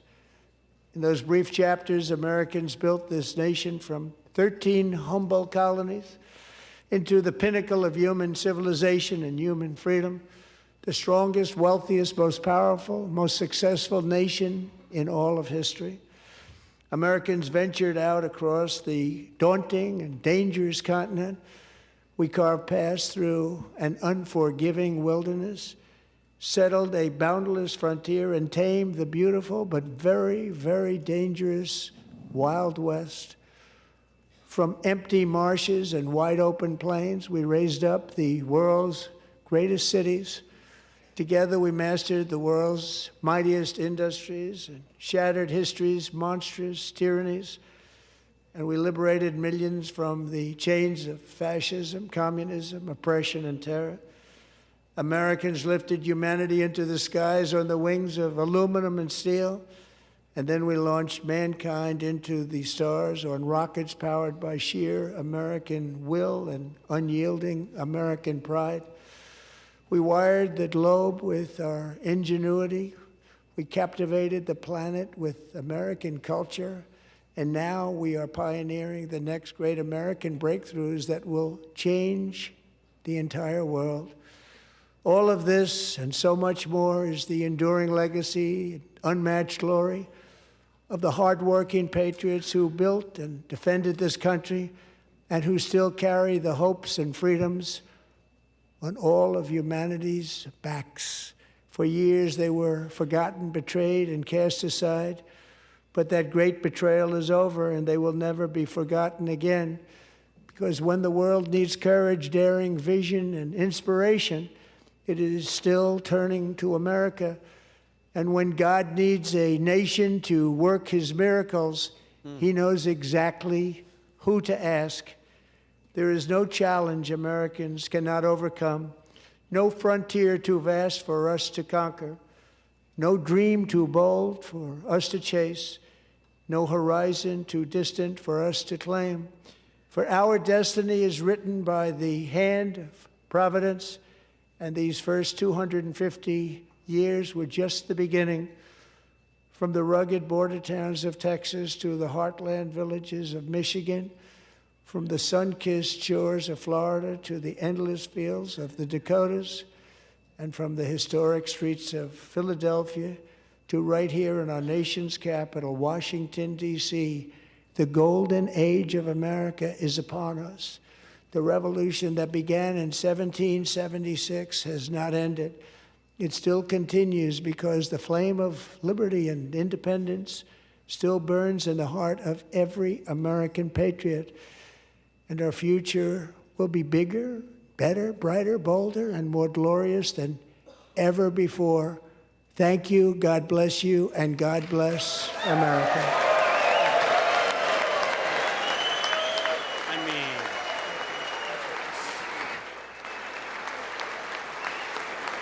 put on mute, Ron. wow. Okay, so hour and 45 minutes.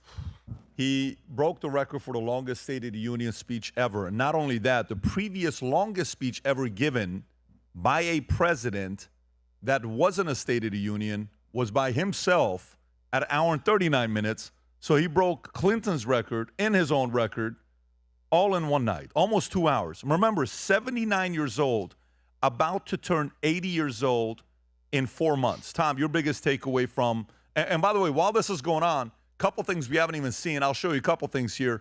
That's Al Green. If you want to get to the first one, Rob, just showed a picture of when the president walked in, what he was showing. Zoom in a little bit. Well, you see what he has or no? Yeah. Okay. I at first, I thought that was a meme. Yeah. I said, it's got to be AI. Okay. So now go to the video, Rob, if you could. While this is taking place, Al Green becomes the first person to be kicked out of the State of the Union 2 years in a row. That's him. And a couple people are saying things to him. So stupid.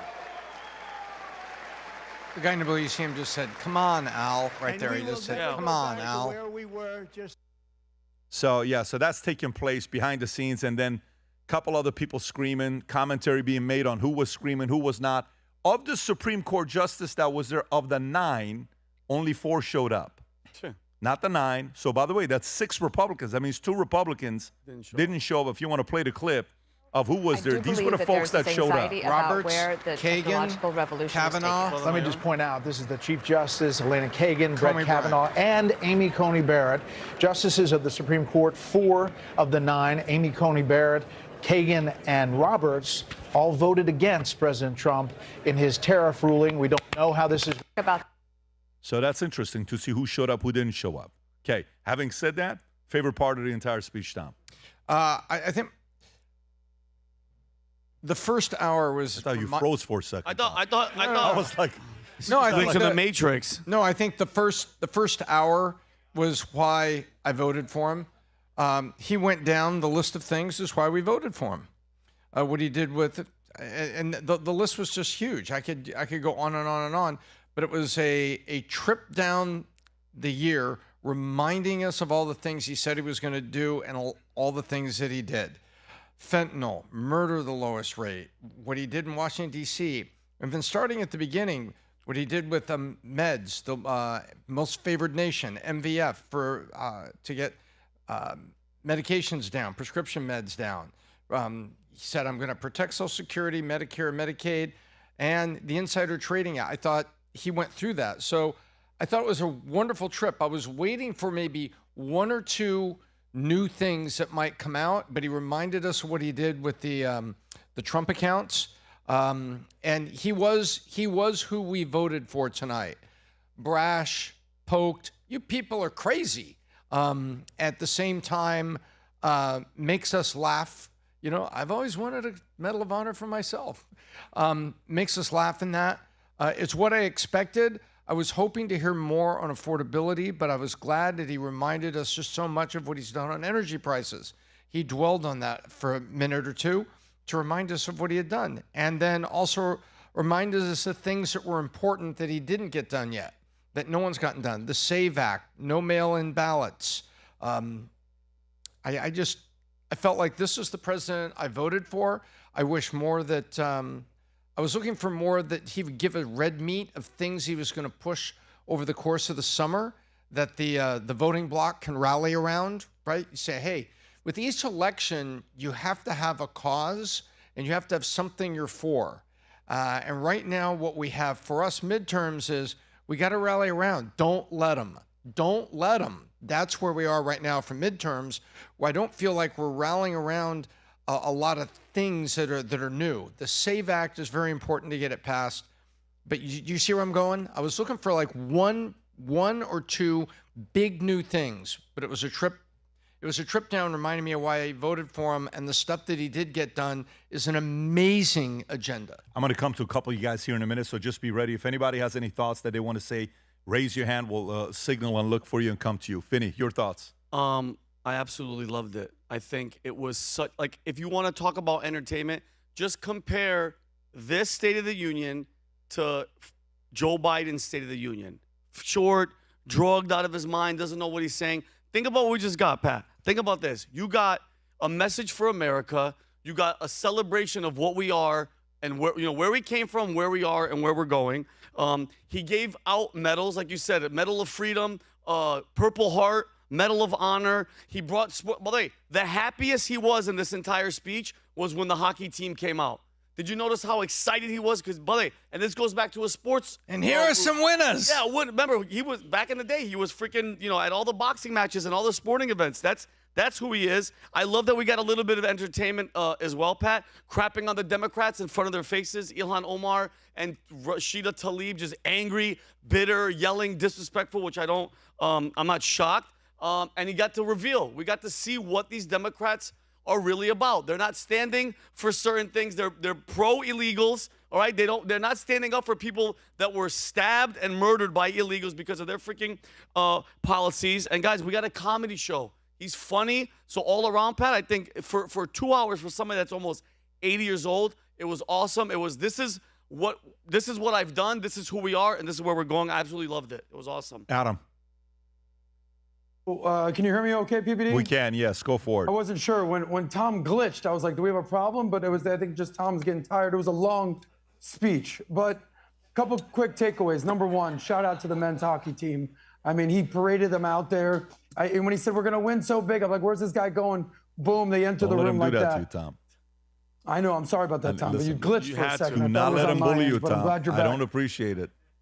I know you don't appreciate it, Pat, but we had to call, the truth is the truth. We believe in the truth here. All right, shout but out can we side. say what the bottom line is here? I mean, he's here 2 hours talking. There was a 3-minute segment, and he said, all right, guys, here's your chance. If you agree with this, stand up. If not, stay seated. And he said, if you want to protect American citizens instead of illegal aliens, please stand up. And half the room stood up. Round of applause. And then the Democrats, unfortunately, they showed exactly who they are. Guys, this is not that hard. This is not a partisan issue to say, I stand for the American people. He completely shamed them. He said they should be ashamed of himself. Meanwhile, the people that believe in citizens of the United States are chanting USA. It's the loudest applause of the night. And here these guys are sitting just like blank faces. Shame on you, Democrats. I used to be someone that voted Democrat, and never in my life, after seeing that, could I ever consider voting Democrat again. It's crazy. How are you going to stand for illegals and not the American citizens? Your job is to stand for the American citizens. Democrats, please do better. Last but not least, the one part that they did stand for was the Insider Trading Act. Shout out to Nancy Pelosi. He's like, where are you, Nancy? So the Democrats, unfortunately, revealed their hand. We know exactly who they are. And they're pro-illegal immigration and open borders. Guys, this really isn't that hard of a thing. But you hate Trump so much that you're going to sit down and rather than stand up for the American people. Shame on you. Tom, what are the comment section saying? Our comments? Yeah.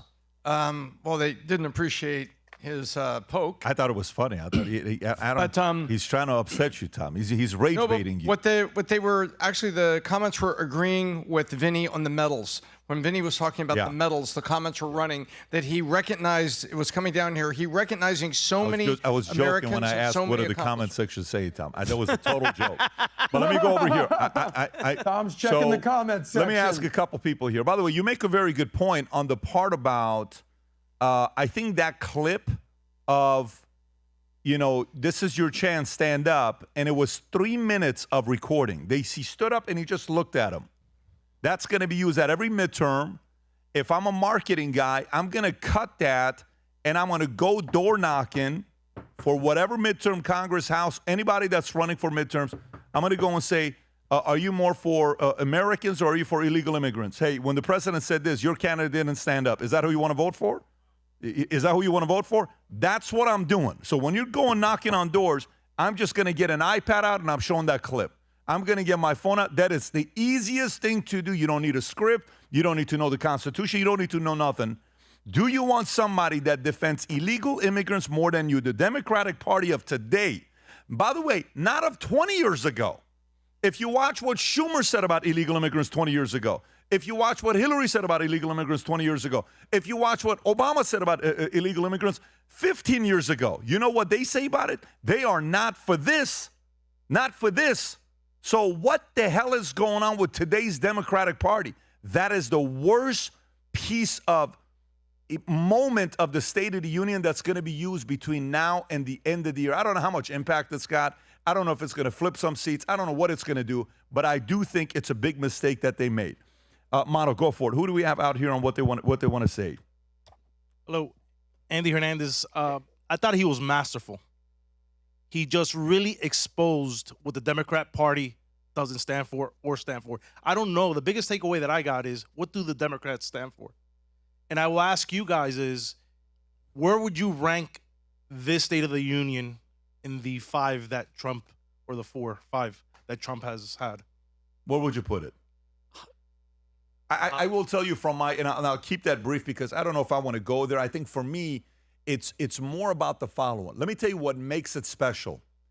If you think about what is the most difficult decision you have to make this week, think about the most intense, high-intense tension moment with your spouse, with your boss, with a client, with a vendor, with a massive, nasty negotiation conversation. Then imagine you have to go in the room and face that person. What is the most intense meeting you had this year? And how did you handle that meeting? This guy just walked into the room where nearly half the room hates him. Mm-hmm. They can't stand him. And he knows how many people probably watch the State of the Union today. What do you think is the total number of people that are probably going to end up watching that? What's the number? What do you think the number is? Tens of millions? Rob, 20, what would you say, 50 million? Yeah. Say 50, 40, 50 million people watched it. Whoever's watching this, you're a regular human being. You think about tension. You just got publicly, your tariffs didn't go through because of Supreme Court. 4 of them are sitting literally in front of you. Right there, they're in front of you while you're speaking. And if it's 4 of them, what does that tell you? At least one of them wasn't for you. Yeah. Then you got the complete other side here that's calling you racist, that's calling you all this other stuff. They don't want to see you win. Then you got everybody in mainstream media are saying what they're saying. While you're walking up the aisle, the other guys are rage baiting you. And you get up there and you smile and laugh and have fun and give people Medal of Honors, Medal of Freedoms, Purple Hearts. And you're celebrating with the hockey team. And you're saying the women's team is going to come to the White House on a separate day. And you're enjoying yourself. To me, that's like the ultimate middle finger to every hater he has. I think that's why it makes this special. I don't know if the context or the content makes it special. I think what made it special is he was inside the tornado. In the middle of it, folks, what is the biggest decision that you're carrying right now? Maybe you know about one of your siblings that's going through a divorce that nobody else knows about. Maybe your kid got caught doing some drugs that you know you're dealing with it. Maybe one of your sons or your daughter called you, they want to get a divorce and leave their wives or their husbands. Maybe you yourself are going through marital issues. Maybe you're going through a health issue nobody knows about. Maybe you're going through a bankruptcy. Something's going on with you that nobody knows about. Maybe you're going through so many different things. How do you walk into meetings? What do you do? Well, what's the burden the guy's got right now with what he's handling? I mean, this is a job you sign up for to be a president. And to come in and do it like that, and this long, and this calm, and have fun in the face of everybody else. Marcus Aurelius, I tweeted this a minute ago. Marcus Aurelius once tweeted this. You guys didn't catch that one, did you? Old school tweets. Yeah, he used to be on Twitter a lot back in the days. Marcus Aurelius once said this: the best way to upset your enemies is to remain calm. And he upset his enemies tonight. He made a fool out of them. And by the way, I have a feeling the market's going to go crazy tonight. He said this, and he didn't say that, and he didn't say this. He's going through this. What is the biggest decision they have to make that they haven't made yet? What is the biggest decisions that they have to make that they haven't made yet? What is it? What do you think happened 2 hours before that meeting? You think he's had 2 days to prepare for this? You think he's had 2 days of don't bother me. Don't bother me. Let me get some time. I can't shake hands because if I shake hands, I may get sick. You think he has the privilege to do that? Hell no. What is the biggest decision that he has to make that they haven't made the decision yet? Iran. And you go up there, yeah, all right. Oh, yeah. Hockey. I love the goalie. You know, it was great. That's why we're giving him the Medal of Freedom. What? Yeah. You know, he's a good-looking guy. Look at the guy with the green, that suit was like 2 sizes too small. Yeah. What a good-looking guy, you know. I mean, he's doing all this stuff, working the crowd. So to me, I think you got to give credit to the man that's under that kind of fire, and he remained calm, poised, played, punked them, did what he did, got up, gave the longest speech, and left, and he's 79 years old, about to be 80. You got to respect it. I don't care what anybody says. You got to respect it. Anybody else here that has anything to say? Vic, how about yourself? And maybe introduce yourself and what it is you do so people know. I'm Jack Production. Yes. I work at 484 Lauderdale. What I took from tonight, I'm here with my son, my firstborn, and this is the son that you guys talked to for 3-4 hours doing hookah? Yes. Seriously? So I think the first time, this is his first State of the Union. He's never watched he didn't even know what a State of the Union was. And for the young kids. How old are you? Okay. He's got like a physique though. He's like a big boy, huh? Definitely the big boy. These kids, for the first time the first hour of the State of the Union was, to me, what he did, what he's done. But the last hour, for me, taught the young kids the medals, the hockey teams,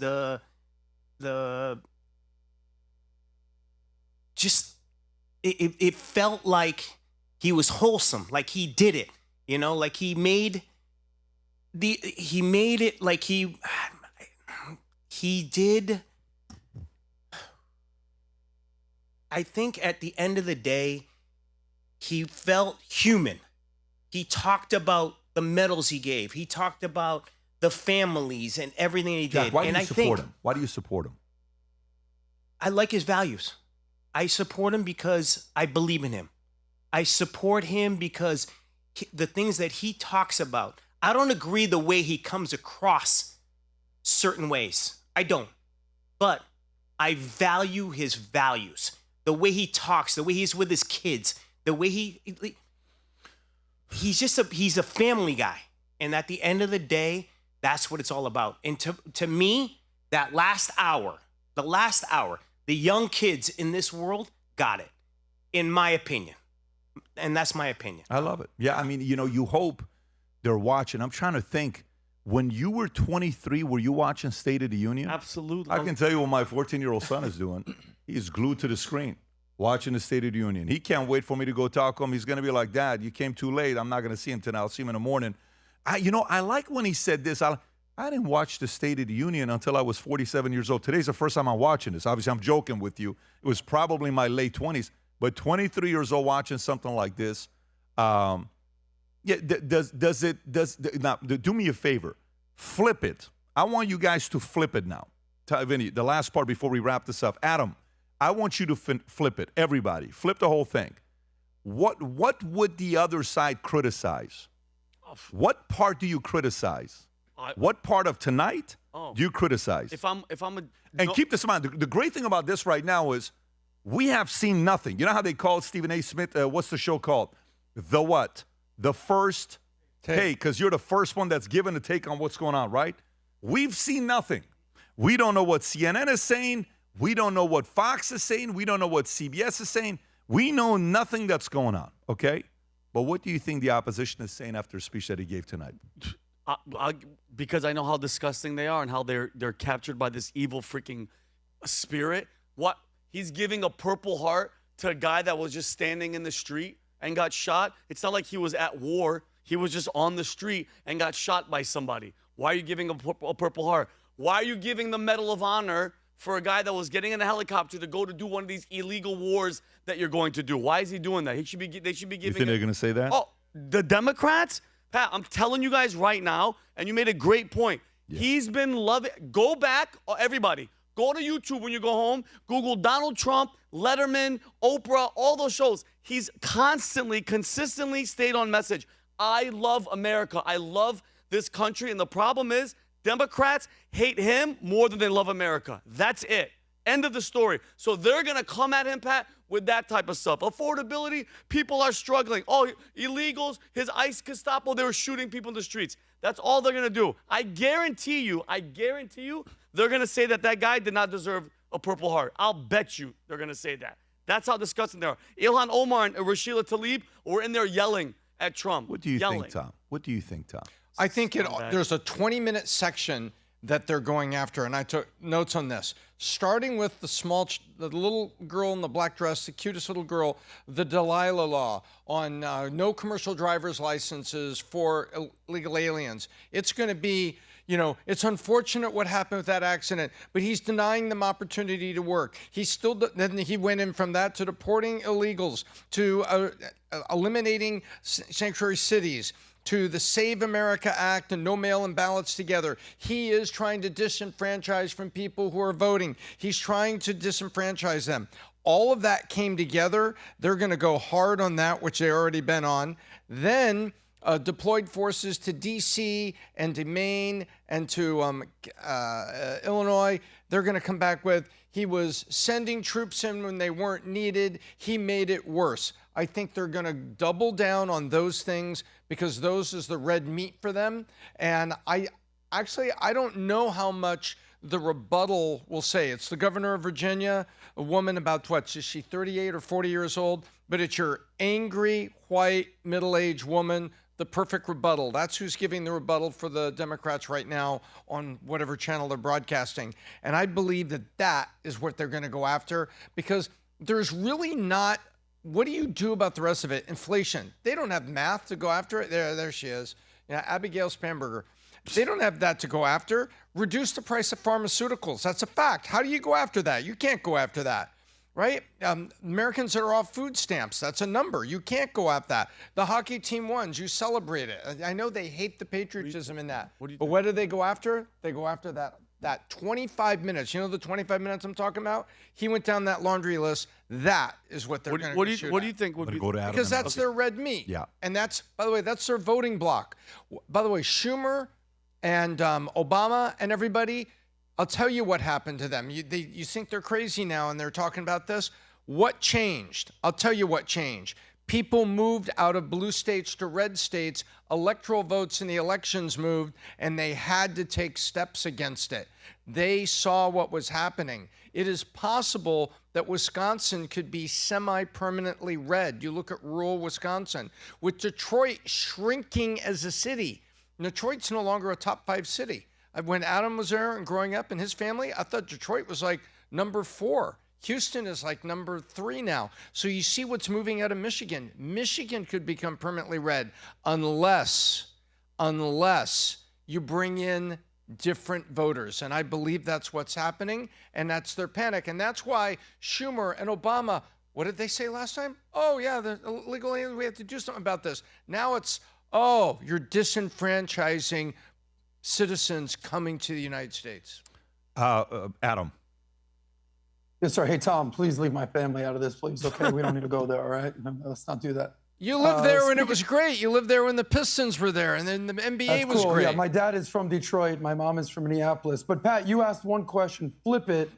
What are the Democrats thinking? Is that what you asked? Yes. Okay, so let me give you an example. So I just said don't talk about my family, but I'm going to talk about my mom right now.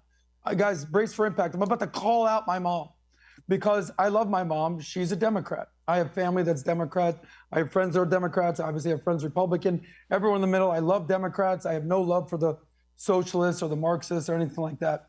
But my mom is texting me, and she goes, I know you're in D.C., I know, but, he's so harsh, and, his delivery, and he's a narcissist, and I don't like the way he makes me feel. And I text my mom the following words, Mom, the facts don't care about your feelings, and please never vote again. I love you, Mom. Here's the reality. I literally text her that. I'll show you, PBD. I said, Mom, please don't vote, because women, and I love the women, they're very emotional. And I get it. Trump might not. He's very abrasive. He's a brute. I get it. But do you want a nice guy running the country that feels really nice? Or do you want a tough SOB that gets stuff done? Trump is that second version. And I'm sorry, you might be a little uncomfortable with how he handles it, but he's a gangster and he's going to get stuff done. So you might not agree with how he handles it, but look at what Biden did. Are you kidding me? You want a nice corpse, or do you want a real president that gets stuff done? So the last thing I'll say is this.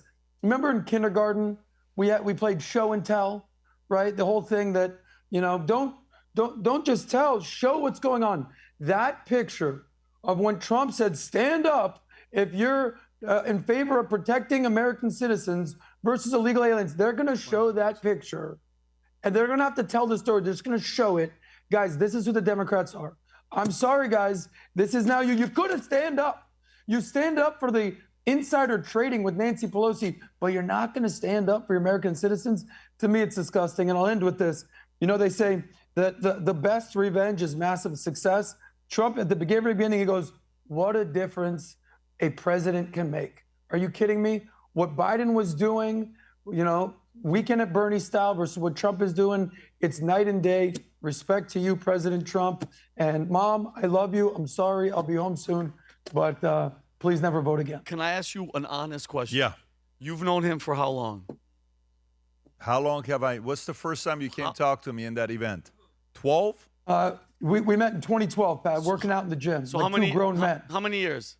How many years is that? Vinny, do you not know what year 2012? Do some math. No, I'm asking you how many 14 years. 14 years. Yeah. Would you ever have thought that fast forward to now, that Adam, the Biden voting Hillary Obama, that guy would be in Washington bragging about Trump and yelling at his mom not to vote for Democrats? Did you ever think that you would have this much impact? Well, let me tell you, you haven't seen with a lot of people. I've turned a Mexican gangster into the biggest Trump-supporting guy. I do this for a living behind closed doors. So Adam's just another one of those guys did it too. But let me tell you what the That's true, conversation. but he also threatened me with a pow-pow if I didn't turn my way around. But let me tell you guys, the PBD, by the way. first conversation Adam and I had when Adam wanted to move to Addison because he loved the beach in Addison. And he says he wants to move to Texas. And he calls me, he says, hey, you know, I'm coming down, all this stuff.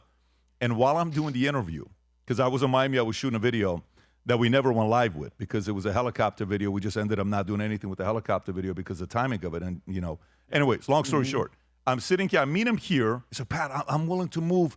I want to drop everything and just come to Addison. You don't have to pay me. You don't have to do anything. I just want to be around you in the office. That's what I want to do.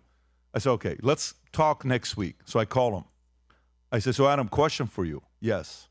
I said, before we talk about you coming down here, tell me how you feel about Trump. And he goes like this, what do you mean? I said, exactly what I mean. How do you feel about him? Now, this is not an appropriate question to ask in a job interview, but it's like, hey, you're wanting to come down. Yeah. How do you feel about Trump? Well, do you remember what you said or no? Do you remember any of it on what you said on that phone? There was a lot of stumbling and stuttering, you know, like Vinny does. Yeah. So he goes like that, and then I said, just so you know, I support this guy. And this is a guy that I think is the right guy for the job. And I need to know that that's not going to change here. So this is my position, and you need to be comfortable with it. Anyways, the relationship started that way.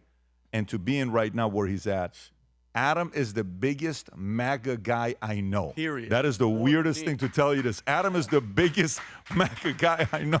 By the way, just so everybody knows, here's how crazy this is. He's the only guy on the panel that's been invited to the White House. That's the craziest thing for you to think about, okay? Yeah. This guy went from being the biggest hater, Biden, Hillary Clinton, all this stuff. He won money of Biden becoming the president. But look, respect to you for the fact that you're able to I'll be at the White House tomorrow, PBD, just, you know, just a little cherry on top. Oh, yeah, I'm not surprised. Yeah. You're already in there. I think at this point, there's a lot of potential jobs that could be lined up for somebody like you if you wanted to go into politics. But, you know, this is the part that I think about. And keep Adam on. If you can keep the panel with everybody, with all of us, Rob, the way you had it a minute ago, just keep it like that because I'm going to come to you guys.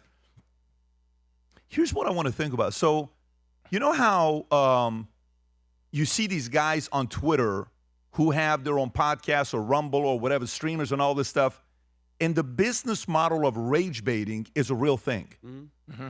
It's a real thing. Like, I'll see my oldest son rage bait my younger son, and my younger son will lose his mind, and he'll come to me. They called me the other day. You picked up the phone, and you were kind of handling it. Yep. I can't believe he said this. And I said, yeah, he's trying to get under your skin. He's winning. But you know what he said to me? He said, I'm a diss. Is it true?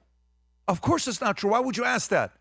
But if you're getting angry, you're validating to him that it's true. So they'll do this to poke. If you guys haven't seen these videos with the beautiful thumbnails with my face on it, it's hilarious. Sometimes I just watch it. Guys, there's these, they make these thumbnails that are so, especially with new AI, I will sit in the back. I'll watch a thumbnail of me and I'll have Vinny say, Vinny, look at this one. I will laugh my ass off, even though they're trying to get under my skin. Where am I going to here? Here's the problem with Democrats and all these rage-baiting people out there. You can rage bait and get under someone's skin. But what do you stand for? Show me the results. Have you built a successful business? Have you made real money legally? Have you built a family with kids? Have you contributed to society? What have you done positive? You can rage bait all you want. Nobody gives a shit if there's no results, right? Okay, so now let me bring it here. There's a little bit of background noise, Rob. Someone's playing a clip that I can. It's probably Adam. Adam, turn off your phone because we can hear the video you're watching. But this is the part I want you to think about.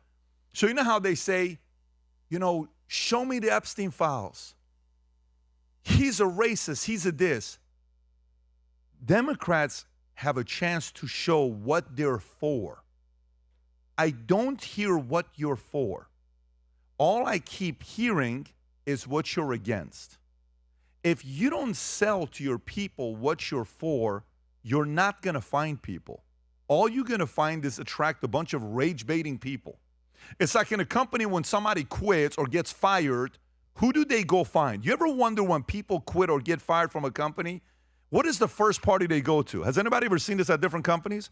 What happens when somebody gets fired? What are the first people they go with 5 minutes later or that night or that weekend? What do they go to? To who? The negative ones. To other people that got fired. And then what do? They team up and they say, you don't make you look at this and let me tell you this and this. Yeah, but you're hanging out with people that all got fired. You're just hanging out with all the people that are complaining. What do you stand for? Show me the ideas that you have. If they can't present the ideas on what they stand for, I think this is going to be scary for them going into 2028. They may have a little bit of momentum going into the midterms, but even now you have to show what you stand for. Can you, and I'm being dead serious, could either of you name right now, just real quick, name one thing that the Democratic Party actually stands for? Not the illegals, none of that. Pro-choice. Pro-choice, killing innocent babies. Go ahead. That's a big one for them. It's huge. Pro-choice. You get 67% of women votes. They love murdering with babies. Pro-choice. Oh yeah. What else? But that's still a campaign thing that they have. Very huge. Okay, you got health care that they're going to get, free health care. Okay, yeah, they love free stuff. You got how many people are in entitlement programs right now? 40+ million. Yep. Those are voters. Yep. So you got all the entitlement programs. Yep. What else you got? That's what I'm saying. So you got the LGBTQ community. It's a very small. You got the 82% vote of blacks. It used to be 92%. Yep. They're at around 76 to 82%, depending on who's running. Yep. So they have the black vote. They have Tax the rich. 65% of the Hispanic vote. You got the tax the rich model. That's they think that's I don't know being if you forced saw or something. They don't who's the realize. Ruffalo, who's the actor? Mark Ruffalo. Mark Ruffalo today God. talked about you should tax the rich in New York. Look what's going on and what kind of money they're paying for all this stuff. This is not. You should go. This is what they stand This is for. Hulk. That's the guy. But Vinny, that's 75 million people. Mm-hmm. Yeah, but look what happened. Look what happened with Kamala, and I'm telling you right now, I saw another CNN lineup. Think about this: Gavin Newsom is number 1. Kamala Harris is close. AOC, Pete Buttigieg. Guys, think about the pool of people, and collectively, what do they stand for? It's just Trump is this, Trump is that, Trump is that. And then when they land, and now it's like, okay, what do you actually stand for? They don't have anything. They don't have anything. You know what we believe in, though? We believe. Let me tell you guys a crazy thing Humberto just sent me. This you guys don't even know this right now, what you were a part of. There's ABC, there's NBC, there's CBS, there's all these massive podcasts, there's YouTube. You guys know you were part of the 5th largest live stream on YouTube today, just being here, okay? Look at that. Bigger than C-SPAN, bigger than Fox News, bigger than Live Now, bigger than Face the Nation, okay? Look. White House is one. You got Midas Touch, you got Associated Press, you got Destino, and then you got PBD Podcast and it's Face the Nation, Live Now, Fox News, C-SPAN, The Fixes. You got all the other ones. CNN. Look at CNN where they were at. So you guys were a part of this tonight as we're going through it, and The reason for that is because there's an audience of people around America. Bless you, Rob. God bless you, Rob. God bless you, Rob. Everybody say, God bless you, Rob. God bless you, Rob. God bless you, Rob. There is an audience in America that fully believes the future looks bright, and that's us. Yes. Very simple. And that audience keeps finding themselves, which is something I am very, very excited about. And I'm shamelessly going to put the plug again for you. I want to see millions of people going to work, going to church, going to the mall, hanging out with their family, going out there saying, I believe the future looks bright. If you're one of those guys that loves America, you believe the future looks bright, go sport some gear, especially 250-year anniversary coming up. And probably in the next 4 weeks, God willing, we're going to make an announcement about 4th of July. It's going to be very unique. It's going to be very big. It's going to be very crazy, much bigger than what we did election night for some of you guys that were there. It'll be historic, and we're going to have the time of our lives together celebrating the 250-year anniversary. Hopefully, you will be with us as well when we make that announcement, but stay tuned. I need something called permits before I can announce it, okay? and permits requires a little bit of, business owners here know what I'm talking about with permits, but having said that, everybody that was here with us, good for you guys. No yawning. I saw you guys staying tight. Thanks to the bartender and the folks that run the boardroom. You guys are awesome. To the crew back here with Jake, Humberto, Rob, and everybody else in the back, Mano, all of us. Adam, you too. I know Adam's got to go to a nightclub. PBD, can I give a shout out, please? You and your shout outs. Go ahead. Shout out to Give a shout out to Club 11, or which one is it? This is actually a big deal. I want to thank the chairwoman of the House Republican Conference. We're in her office right now, Lisa McClain. She's incredible, and I'll tell you why. She's the most authentic woman. She's cool. She's about 5 foot at best. We're using her facilities. I saw. Is she the last one in that video? Yes. By the way, can you go to that clip? No. I have to show this clip to people because I have to make a comment. Dress. Can you go to that clip, Rob, and go, because you know what Adam looks like standing next to her? Adam looked like the center for the Israeli national team. No. Keep going back. Go back. Keep going. You'll know it right there. Right there. Look at Adam. Let them talk. Yeah, Play let the them clip. talk. Adam looks like the center from Tel Aviv. Look at him. Congress? Yeah. Tell my husband that. Hey-o. I mean, I'm sure you tell him that. Captain Now they're Impact. proudly democratic socialists. Okay. What's going on? You can pause it right there. Well, Adam. She's incredible. She's been so inviting of us. She's literally the most powerful woman in Congress. So I want to thank her team. Also, thank Justin, thank Henry for setting everything up, and thank you, PBD, for sending us to D.C. And future looks bright. Thank you so much. You got to get your butt back here because we're flying to a different place. Is it tomorrow? Thursday. When are we flying out? Thursday. But he has to go to the White House. By the Pat, way, so guys, let me tell you, I don't know a lot of people that love traveling as much as Vinny. I know when we get on these flights, our flight to Aspen, landing in this one airport, we almost hit 2 different mountains on the way to landing.